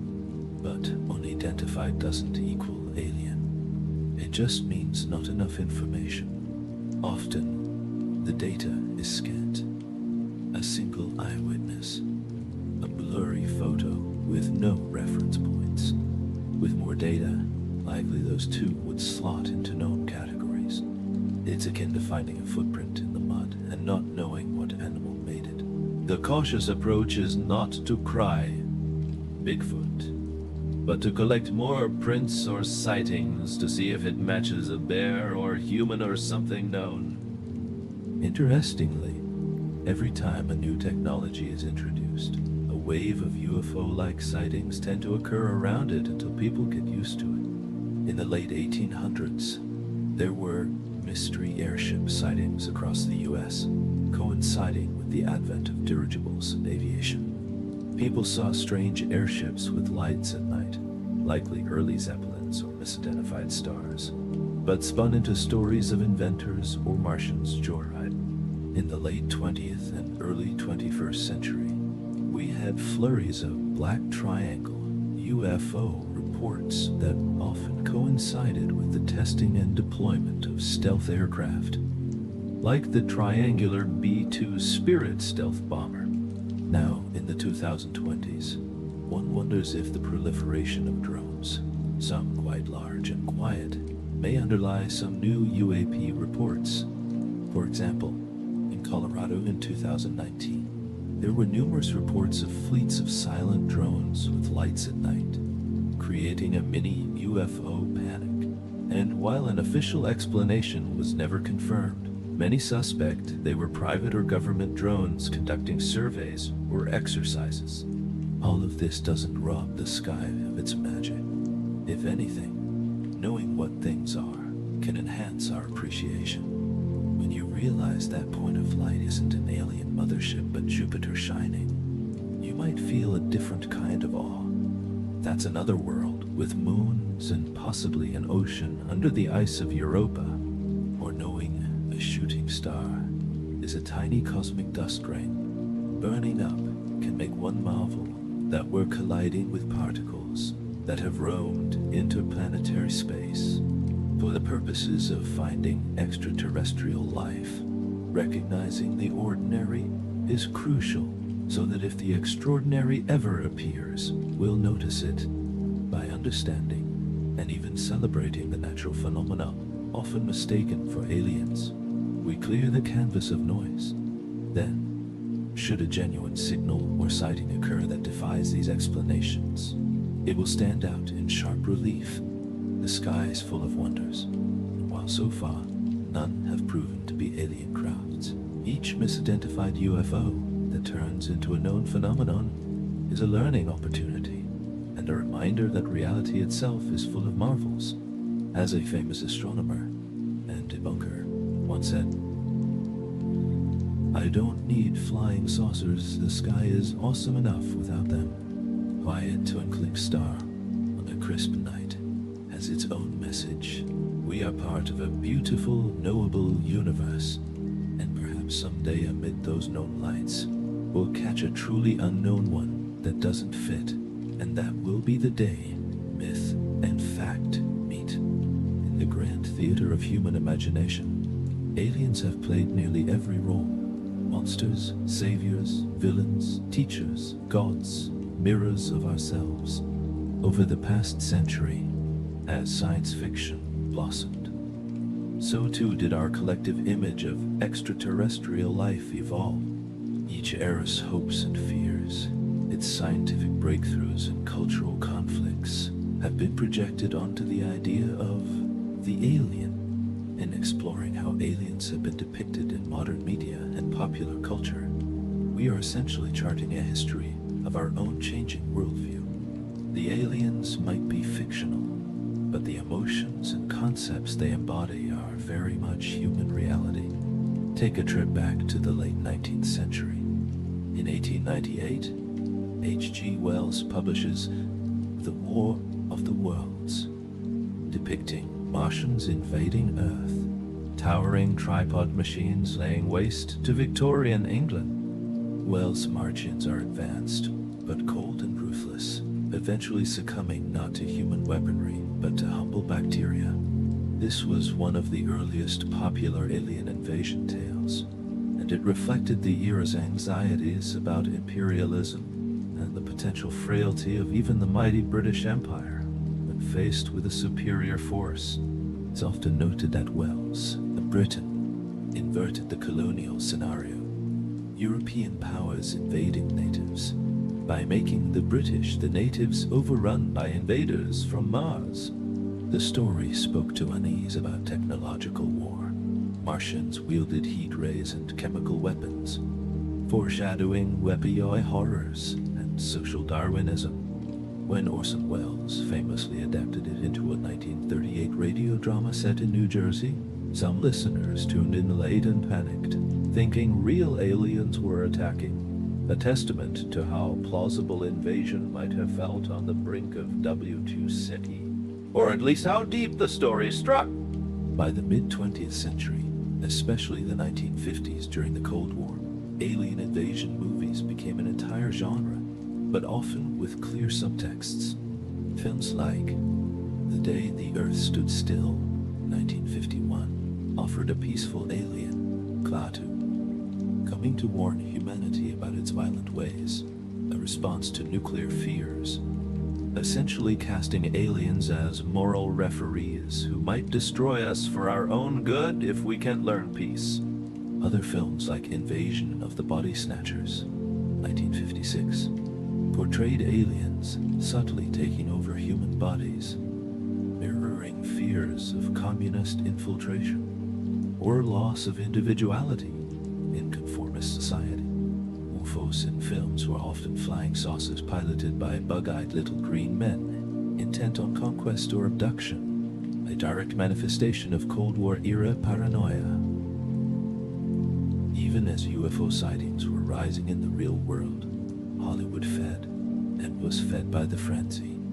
Earth versus the Flying Saucers. Plan 9 from outer space, so bad it's iconic. The Thing from Another World, where a frozen alien thaws out at an Arctic base, an allegory of thawing hidden threats. Those sci-fi B-movies used aliens as stand-ins for the other that we feared, often tapping into xenophobia or distrust of science and technology. UFOs became retro in aesthetics, such that now if we see a shiny silver saucer on a string in a film, we smile at its 50s kitsch. However, not all was fear. The 1960s saw the optimism of the space age and civil rights era filter into some depictions. Star Trek, debuting in 1966, portrayed a future where humans and aliens work side by side in a federation, essentially a hopeful United Nations of space.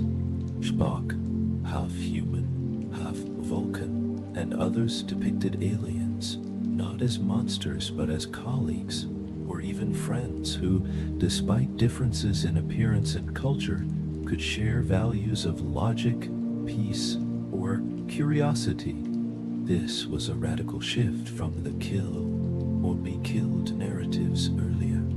Star Trek tackled social issues, like the first interracial TV kiss, disguised in a storyline with alien telepathy, and used alien cultures to reflect on humanity's own diversity and ethics.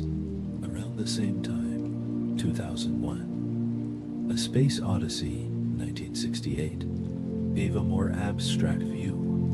Unseen aliens act as cosmic midwives for human evolution, placing monoliths at key junctures. This resonated with New Age ideas, and the burgeoning sense that if aliens exist, they might be so advanced as to appear godlike or incomprehensible. A theme that recurred in later works. The 1970s brought a mix of wonder and terror. Close Encounters of the Third Kind, 1977, by Spielberg reflected a post-moon landing fascination with contact. Aliens were mysterious but ultimately benevolent, communicating through music and light, and humans prepared a grand welcome. The film captured a hopeful excitement that first contact would be transcendent and beautiful. Contrast that with Alien, 1979, by Ridley Scott, where the extraterrestrial is a perfect predator, a nightmarish life form that sees humans only as hosts and prey, a manifestation of deep-seated body horror and anxiety of the unknown lurking in space. That design by H.R. Giger, biomechanical and phallic dentata laden, tapped into subconscious fears. It wasn't about Cold War now, but a more existential fear that the universe might harbor not friendly folks, but utterly foreign, merciless organisms. The 1980s showcased perhaps the most lovable alien, E.T., the Extraterrestrial, 1982, another Spielberg creation, where an innocent alien botanist is stranded on Earth and befriends a child. E.T. was basically a child's fantasy of a friend from the stars, highlighting themes of empathy across species and critiquing. Government agents in the film are somewhat antagonistic. We also got friendly aliens in Starman, 1984, and comedic ones in Alf TV. But militaristic or frightening depictions continue too. Predator, 1987, gave us an alien hunter as a monstrous sportsman in the jungle, reflecting maybe the futility of high-tech warfare in Vietnam. The Predator had cloaking tech that made a mockery of human guns. A bit of turning the table on advanced versus primitive. One major current in alien media is how they often mirror our current collective sentiment about ourselves. When we're optimistic about the future, aliens are allies or enlightened beings.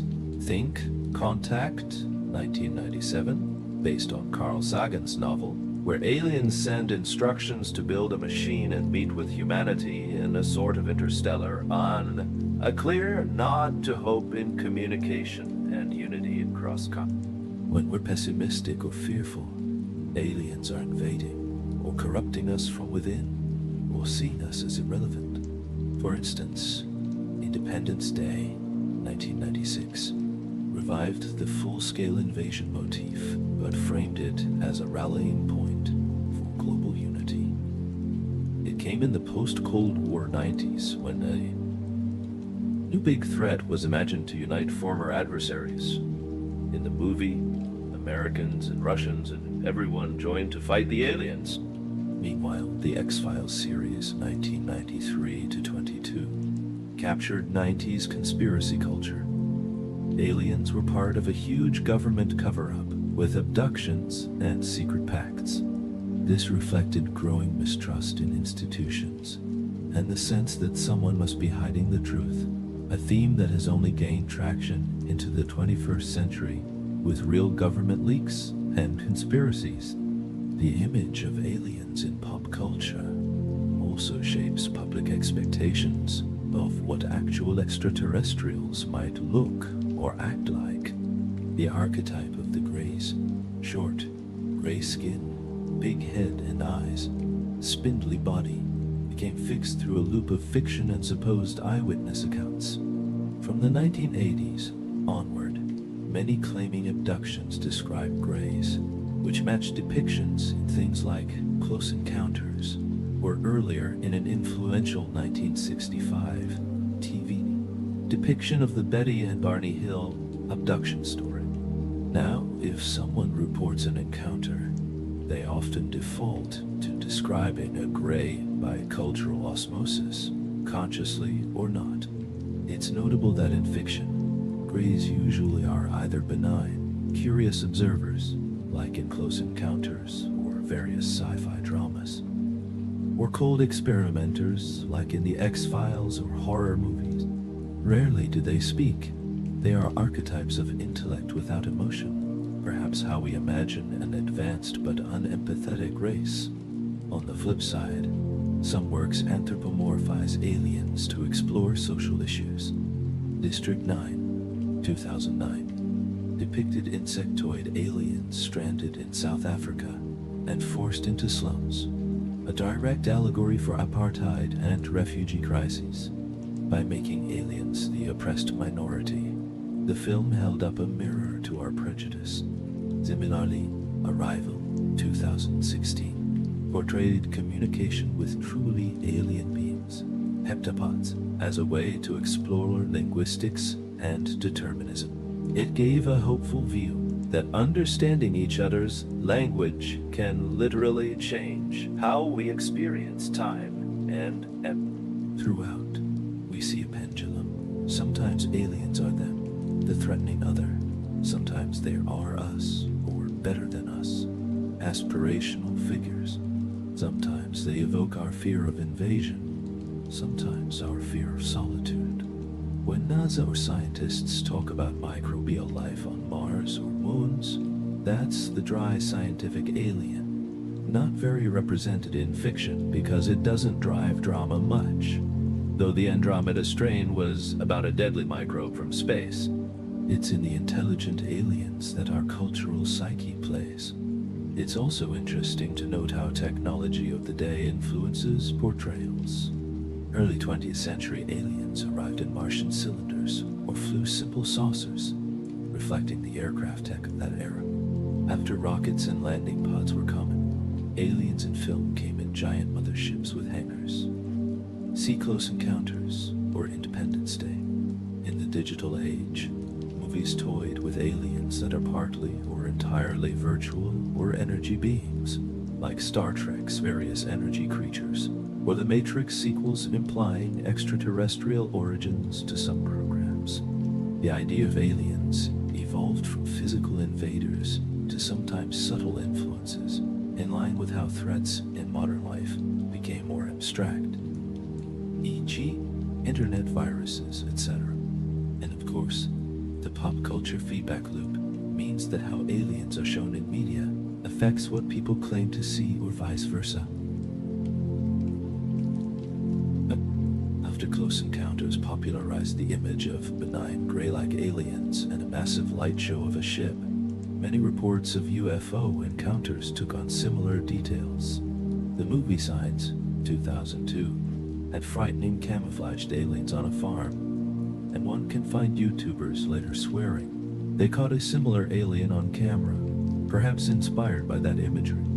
All of this to say, our concept of alien is a canvas on which we paint our era's portrait. As our knowledge expands, exoplanet discoveries, for instance, fiction is adapting. We see more nuanced aliens or speculation about truly non-humanoid life, like Arrival's heptapods or the hive mind Tessier Ashpool in literature. And yet, the classic shapes persist because they resonate. The human-like gray with big brain, our image of intelligence, or the hideous bug monster, our deep fear of predators. In modern pop culture, aliens are also often used for humor, like Men in Black, 1997, which suggested many aliens live among us disguised as humans. Even some celebrities are aliens in jokes. This comedic take actually touches on a comforting thought. Maybe the universe is full of diverse life, and we're part of a cosmic community, albeit with a lot of weirdos. The lighter spin on the dark conspiracies, showing again the elasticity of the trope. In summary, the evolution of alien concepts in media reflects humanity's swinging mindset. Our optimism versus pessimism, fear versus curiosity, isolation versus unity. After the lonely cosmic horror of H.P. Lovecraft's extraterrestrial elder gods, we eventually got the camaraderie of the cantina scene in Star Wars, a bustling bar of aliens just hanging out, conflict, but also normalcy and coexistence. Today we toggle between grim. The aliens in A Quiet Place are unknowable killing machines, and hopeful. Marvel's Guardians of the Galaxy show a found family of humans and aliens saving the day together. What remains constant is that aliens in fiction always tell us something about ourselves. They are our nightmares and dreams in rubber suits or CGI form. One cannot overstate how much these cultural depictions shape public perception of any real search for extraterrestrial life. If NASA finds microbes on Mars, some might be underwhelmed because Hollywood primed them for flying saucers and interstellar empires. Yet, ironically, if we ever meet truly advanced aliens, they may defy all our tropes. They might be beyond physical form, or have motives inscrutable to us. How we'll cope with that reality may depend on the narratives we've rehearsed. In a way, our books and films have been collective practice runs for first contact, exploring scenarios, ethics, reactions through story. We've imagined the best and worst. Hopefully, should the day come, we'll navigate the truth with the wisdom gleaned from centuries of imagining others. In an old library, dust motes float in a shaft of sunlight from a high window. One might see in their dance the stars and their planets, scattered and distant. We reach out in imagination, but confronting the physical reality of traveling to them is a humbling exercise. Interstellar travel, carrying living beings or even signals between stars, is an endeavor so demanding that it pushes our ingenuity and maybe, at some fundamental level, our limits of understanding. If the cosmos is an ocean, we are stranded on a tiny isle, gazing at unreachable shores. The first great wall is distance. Our nearest stellar neighbor, Proxima Centauri, is about 4.25 light years away, roughly 40 trillion kilometers. The numbers boggle the mind. Light itself, the fastest thing there is, takes over 4 years to get there. For context, the farthest human-made object, Voyager 1, launched in 1977, is about 23 billion kilometers away after 48 years of travel. That's only 0.002% of a light year. If Voyager were headed to Proxima, it isn't. It would need tens of thousands of years to arrive. Current spacecraft speeds are measured in tens of kilometers per second at best. At best, Voyager 1's 17 kilometers is blazing by Earth standards, but at that rate it would take 77,000 years to reach Proxima. Even our fastest probe ever, the Parker Solar Probe, which gets a gravity assist from the Sun's gravity and reached about 150 kilometers relative to Sun, would need over 7,000 years for those 4.25. Lie. 7,000 years ago, human civilization was just developing agriculture, imagining a journey that long is essentially like asking a craft, launched in the late Stone Age to just be arriving now. We face the cruel truth that the speed of light, c, is not just a good idea, it's the law. According to relativity, no object with mass can reach or exceed light speed, and even getting close requires exponential energy. So unless new physics emerges, wormholes, warp drives, we are stuck far, far below C, and even C is sluggish on galactic scales.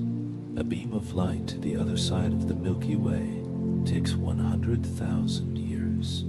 To shorten interstellar travel to human timescales, one strategy is to go faster, a significant fraction of c, but doing so is brutally hard. The energy required to accelerate even a gram to near light speed is enormous. EQ mech bites hard. For a spacecraft of meaningful size, say a crude ship, the energy needs reach beyond what our civilization generates in a year, likely many orders beyond. Let's consider a hopeful concept, a fusion rocket or matter-antimatter engine.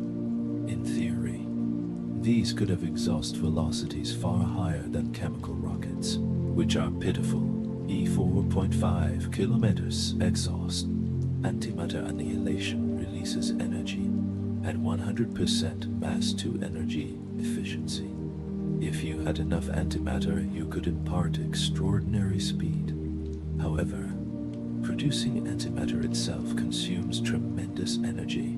We make nanograms in accelerators at huge cost. Fusion, similarly, remains elusive even for stationary power, let alone controlled thrust in space. Even if we built a ship that could reach, say, 10% of light speed, Proxima would still be G42 years away. That's feasible for robotic probes, maybe the grandkids of Voyager, but for humans it's a long haul. Though generational ships or suspended animation are sci-fi staples, but zero-point Onyx craft face other issues. Collisions with even tiny dust grains at that speed release energies like bombs. The ship needs a robust shielding, maybe a particle deflector or a sacrificial shield. At 0-point Onyx, time dilation is negligible. Relativity doesn't yet help you avoid aging. You age essentially the travel time. Some advanced ideas include laser sailing, where a light sail attached to a small probe is pushed by an Earth-based or solar orbit laser array. Project Starshot is a real initiative, aiming to send gram-scale ships to 20% C, using powerful lasers over hours of acceleration. At 0-point K, Proxima could be reached in 20 years, plus 4 years signal travel back. This would be a flyby, not a stop. Stopping is another challenge because deceleration requires as much energy as acceleration. Starshot envisions perhaps pictures of the Proxima B exoplanet transmitted back, not human contact or landing. For crewed flight, one can imagine a generation ship, a large habitat where multiple generations live and die during the voyage. If a trip takes 200 years, a few generations might pass in transit. This concept demands incredible self-sustaining technology, closed-loop life support, maybe onboard agriculture, as well as dealing with social structures. A society in a tin can for centuries raises ethical and psychological questions.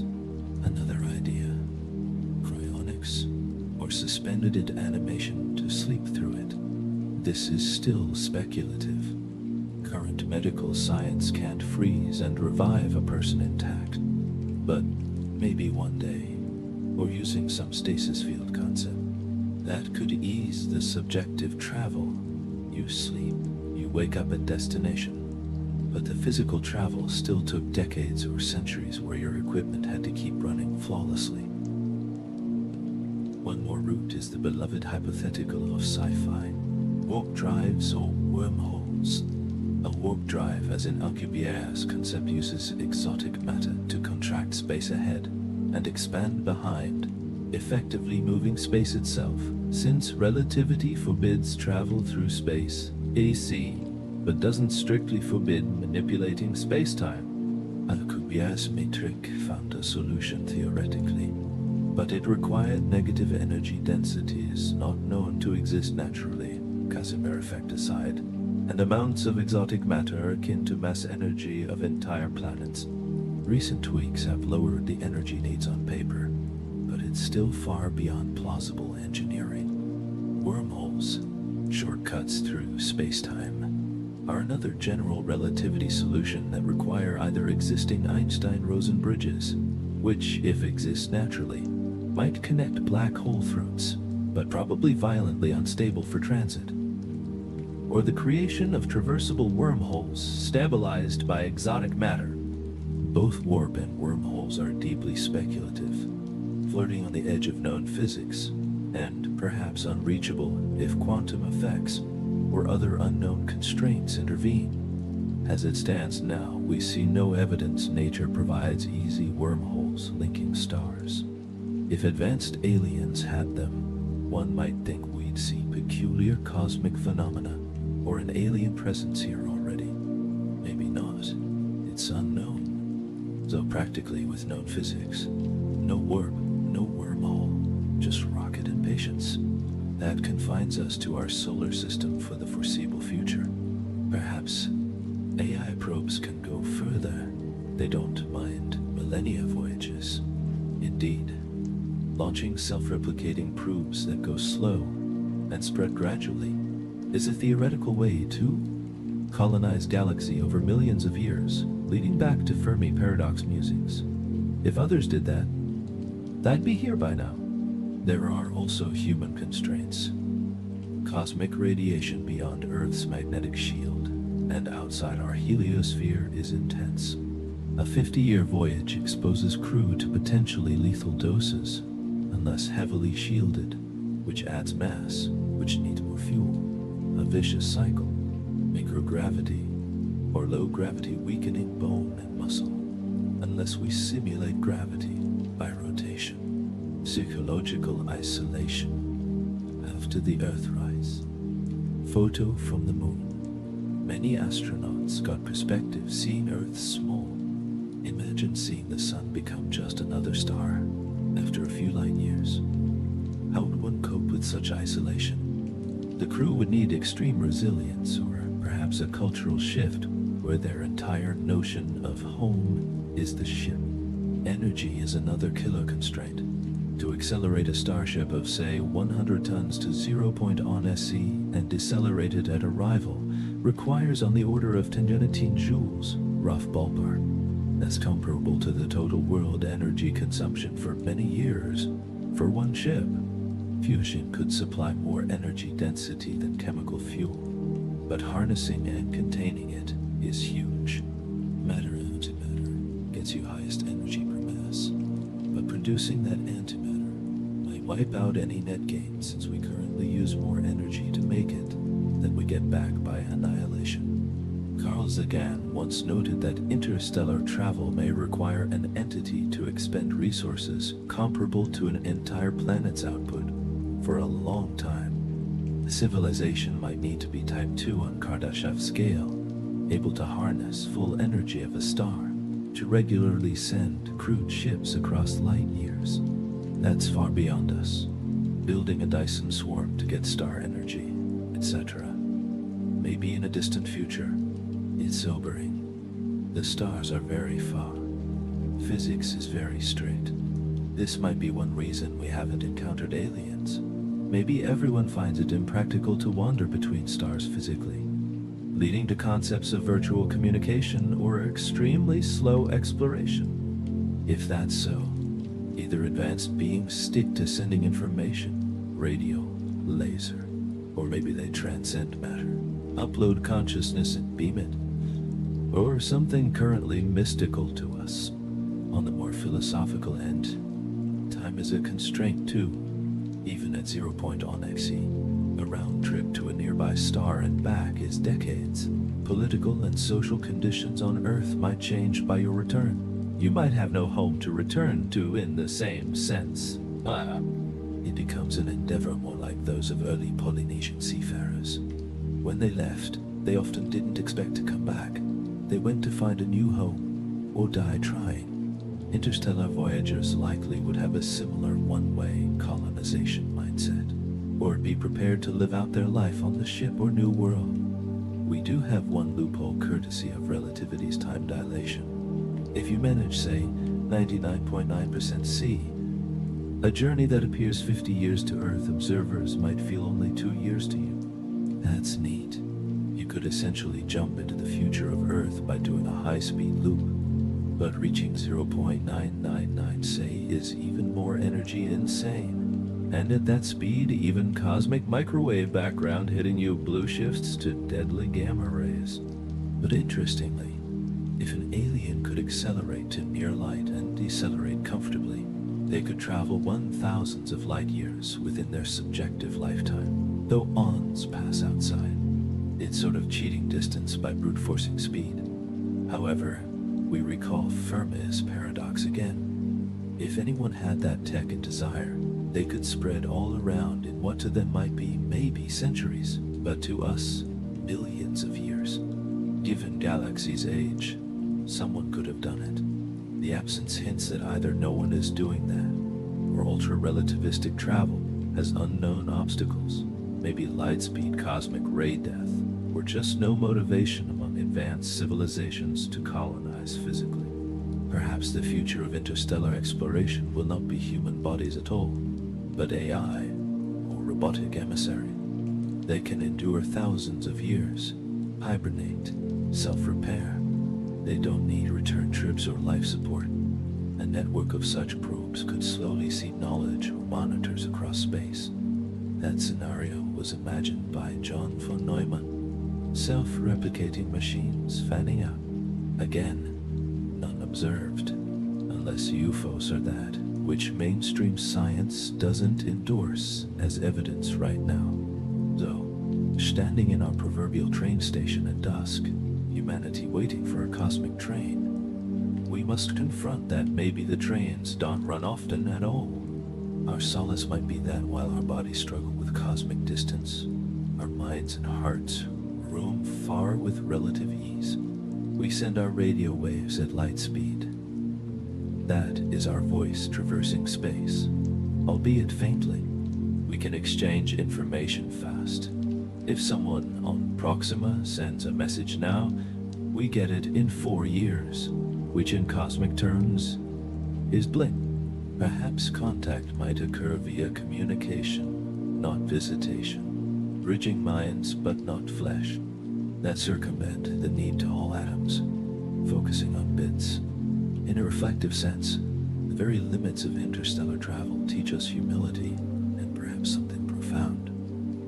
Intelligence might bloom in many places, yet each is mostly bound to its cradle.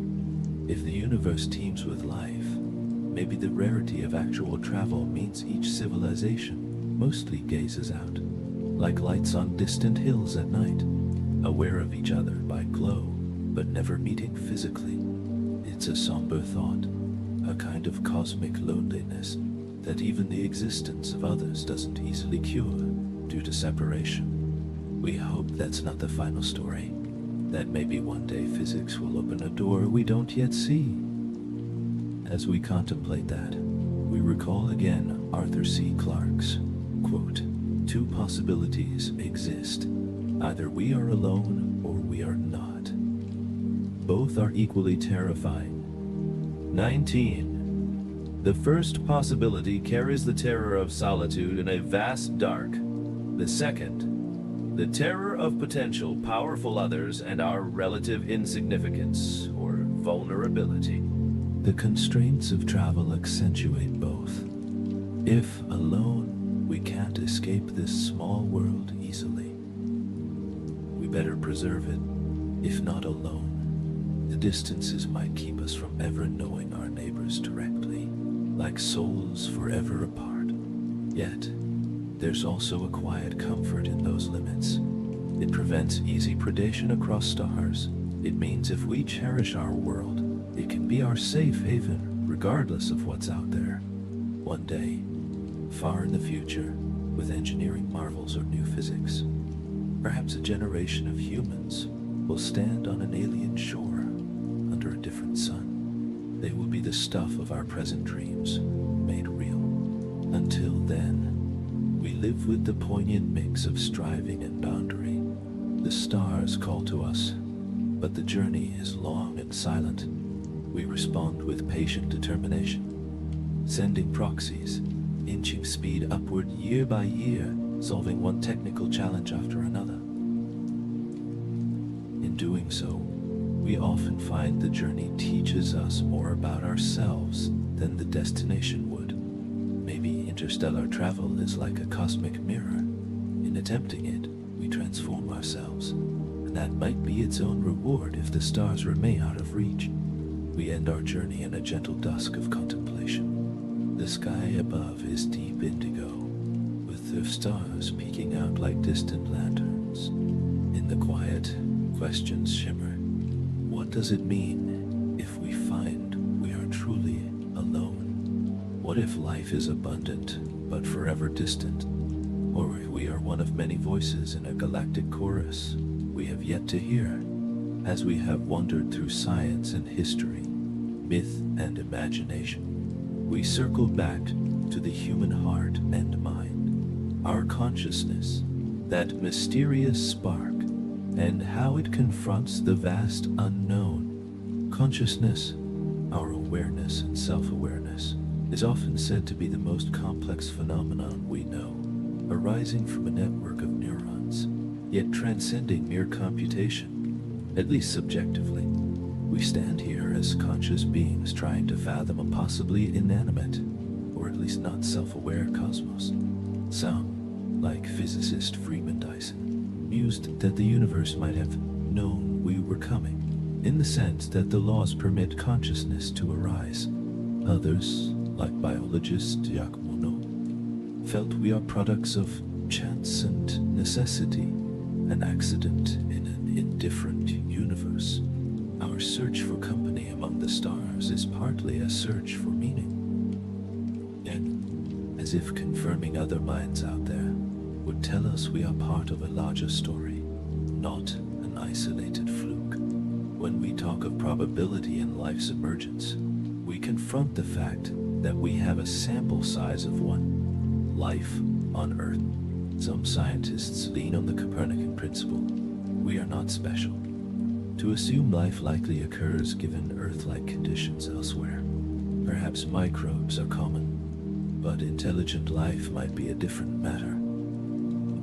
The Drake equation terms for phi, intelligence fraction, and Fc, communicative fraction, could be extremely low 7. On Earth, millions of species exist, but only one, us, crafts spacecrafts, radio telescopes, and rockets. It took 4.5 billion years, and a chain of improbable events, a stable climate, a giant moon, stabilizing tilt, mass extinctions that reset evolutionary tables, etc., for our intellect to appear. Some thinkers propose the Great Filter Theory. Maybe there's a stage in the evolution of life that is astronomically unlikely, which is why we don't see others. Perhaps it's the jump to complex eukaryotic cells, or to consciousness, or the survival of technological society without self-destruction. If the Great Filter is behind us, we got past it, then we might be almost unique, giving poignancy to our existence, but also solitude. If it's ahead of us, it might be that civilizations usually perish. Nuclear war, climate collapse, or some as yet unknown barrier. Before reaching out, a warning for our stewardship of the future. There's also the anthropic principle, particularly in its strong form, which essentially says the universe's laws appear fine-tuned for life, because if they weren't, we wouldn't be here to notice. Some take this to suggest perhaps innumerable universes with varied constants exist, and naturally we find ourselves in one of the rare life-permitting ones. A lottery we already won simply by being observers. This can either elevate our sense of specialness, the cosmos had to be just so for us, or diminish it. There could be many failed universes. We're just in a lucky one, not by intention, but by brute fact. At the limits of understanding, we also reach the question of the limits of human cognition. Are we even equipped to recognize or comprehend alien life or minds if they are radically different? As a child's mind cannot grasp advanced mathematics, maybe our brains, evolved for survival on the savannah, might not easily fathom a million-year-old eyes, thought patterns, or a gaseous being's form of sentience inside a Jovian planet. We must approach the unknown with humility. Our own Spinoza found God, or nature, to be an infinite substance of which we are modes, implying much is beyond our finite grasp. The Stoic Emperor Marcus Aurelius counseled to accept calmly that some things are beyond explanation, yet also to marvel at the stars, as if running alongside them. We balance the rational drive to know with the poetic acceptance of mystery. When Rumi, the Sufi mystic, said only from the heart, "Can you touch the sky?" he meant that intellect alone may not reach the truths that an open heart or spirit can. As we drift to sleep under stars, perhaps it's in dreams or art that we truly converse with the cosmos, using metaphor and emotion to bridge what logic cannot. The old library shelf metaphor returns. Einstein's quote about the library of the universe suggests that as we learn more, we see the books are in many languages we scarcely know. We suspect an order, a meaning, but can only grasp a little now. In essence, the more we know how little we know. This could lead to despair, but there's also a profound beauty in it. Dostoevsky wrote, "The mystery of human existence lies not in just staying alive, but in finding something to live for. Our search for cosmic company is part of that. Something, an almost spiritual quest to not be alone." Nietzsche's Aid, one must have chaos in oneself to give birth to a dancing star. One interpretation is that our very uncertainties and struggles, the chaos, drive us to create and discover the dancing star as a symbol of creation. Indeed, our questions and doubts become the womb of insight and art. Even if we never find aliens, the very search has propelled us to better understand the universe and ourselves. In a way, the cosmic loneliness has compelled us to become the universe's consciousness, as far as we know. We are the products of star stuff that evolved to gaze at the stars, asking, why? This is a remarkable role. As Jill Tarter poetically put it, all of us, are what happens when a primordial mixture of hydrogen and helium evolves for so long that it begins to ask where it came from. In that sense, whether others exist or not, in us the cosmos has awakened to perceive itself. That might be a heavy responsibility. Perhaps that's why many people hold on to belief in aliens with quasi-religious fervor. It's a way of not being the sole torchbearers of mind in the darkness. A universe with many lights is less cold than one with just one candle. Yunus Emre, a 13th century Anatolian poet, once wrote a line that resonates. The wide universe is the truth's. We are in it as guests. If we see ourselves as guests in a grand house, maybe we intuitively expect there are other guests or a host. If none appear, we might dread emptiness. But perhaps the truth Emre speaks of, call it God or cosmic meaning, could be enough company if we embrace a spiritual perspective that the universe itself is alive in some way, or that meaning is bestowed by our own love and consciousness. We might also consider that contact, if it happens, will challenge our understanding mightily. Are we ready for it? Carl Sagan noted that for a fish, understanding human society is essentially impossible. Likewise, a vastly advanced alien might have motives or thought modes beyond our ken. We recall the ending of the film Contact, where an alien appears as the protagonist's father to comfort her, implying that they chose a form she could handle. That suggests a meeting of very different minds might require translation, not just of language, but of concepts of reality.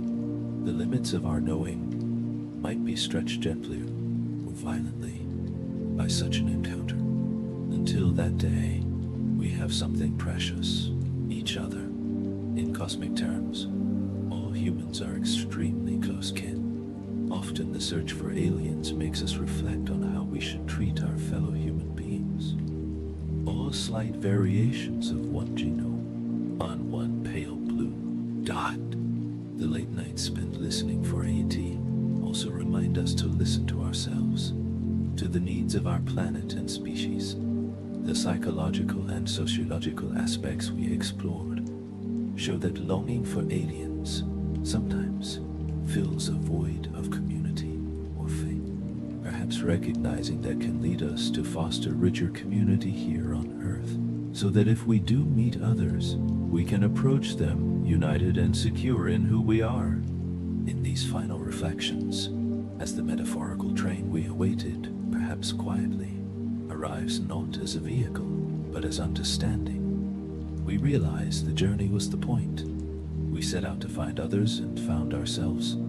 Our probabilistic equations gave us wonder at both how likely life might be and how miraculous our own life is, even if rare.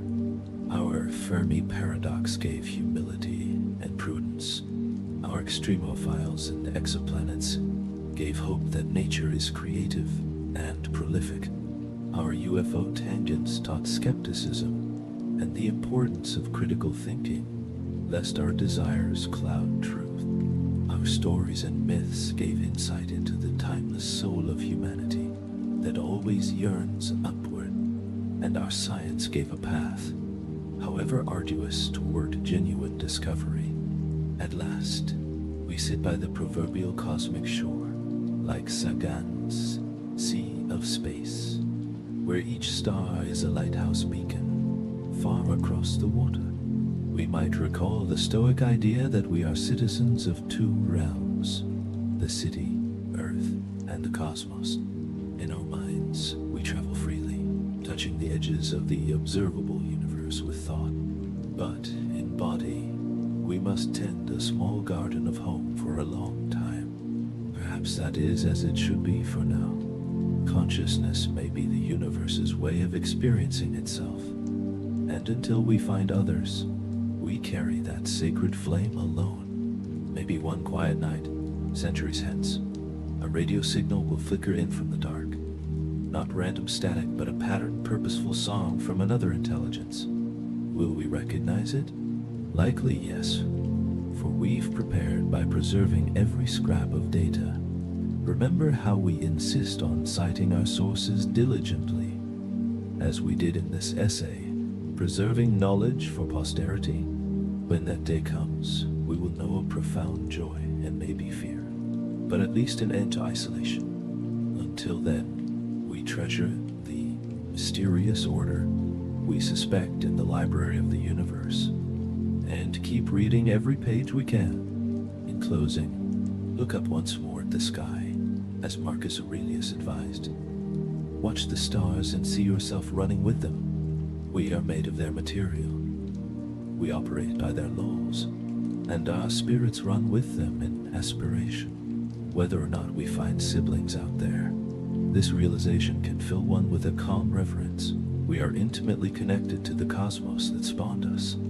That might be enough to both comfort us and ignite us to continue seeking.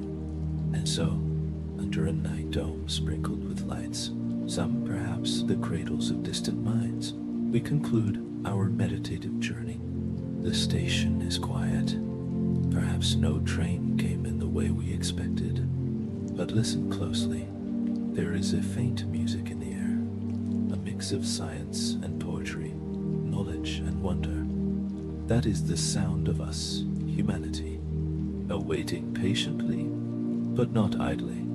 It is the sound of a cosmic solitude that is not empty, but full of our curiosity and dreams. In this gentle music, perhaps, lies the answer to why the search matters regardless of outcome. As the Sufi poet Rumi whispered, "You are not a drop in the ocean. You are the entire ocean in a drop." In our small consciousness resides an ocean of cosmic reflection. Thus, even in solitude, we are not truly alone, for we have the universe within us. And as we drift to sleep with that thought, it's almost as if we hear across the light years a distant echo. Maybe the chorus of other beings thinking similar thoughts, or maybe just the stars themselves whispering. Be patient. You are part of this. You belong. In that hope, under that metaphorical old library shelf of stars, we find peace, sweet dreams. Fellow traveler,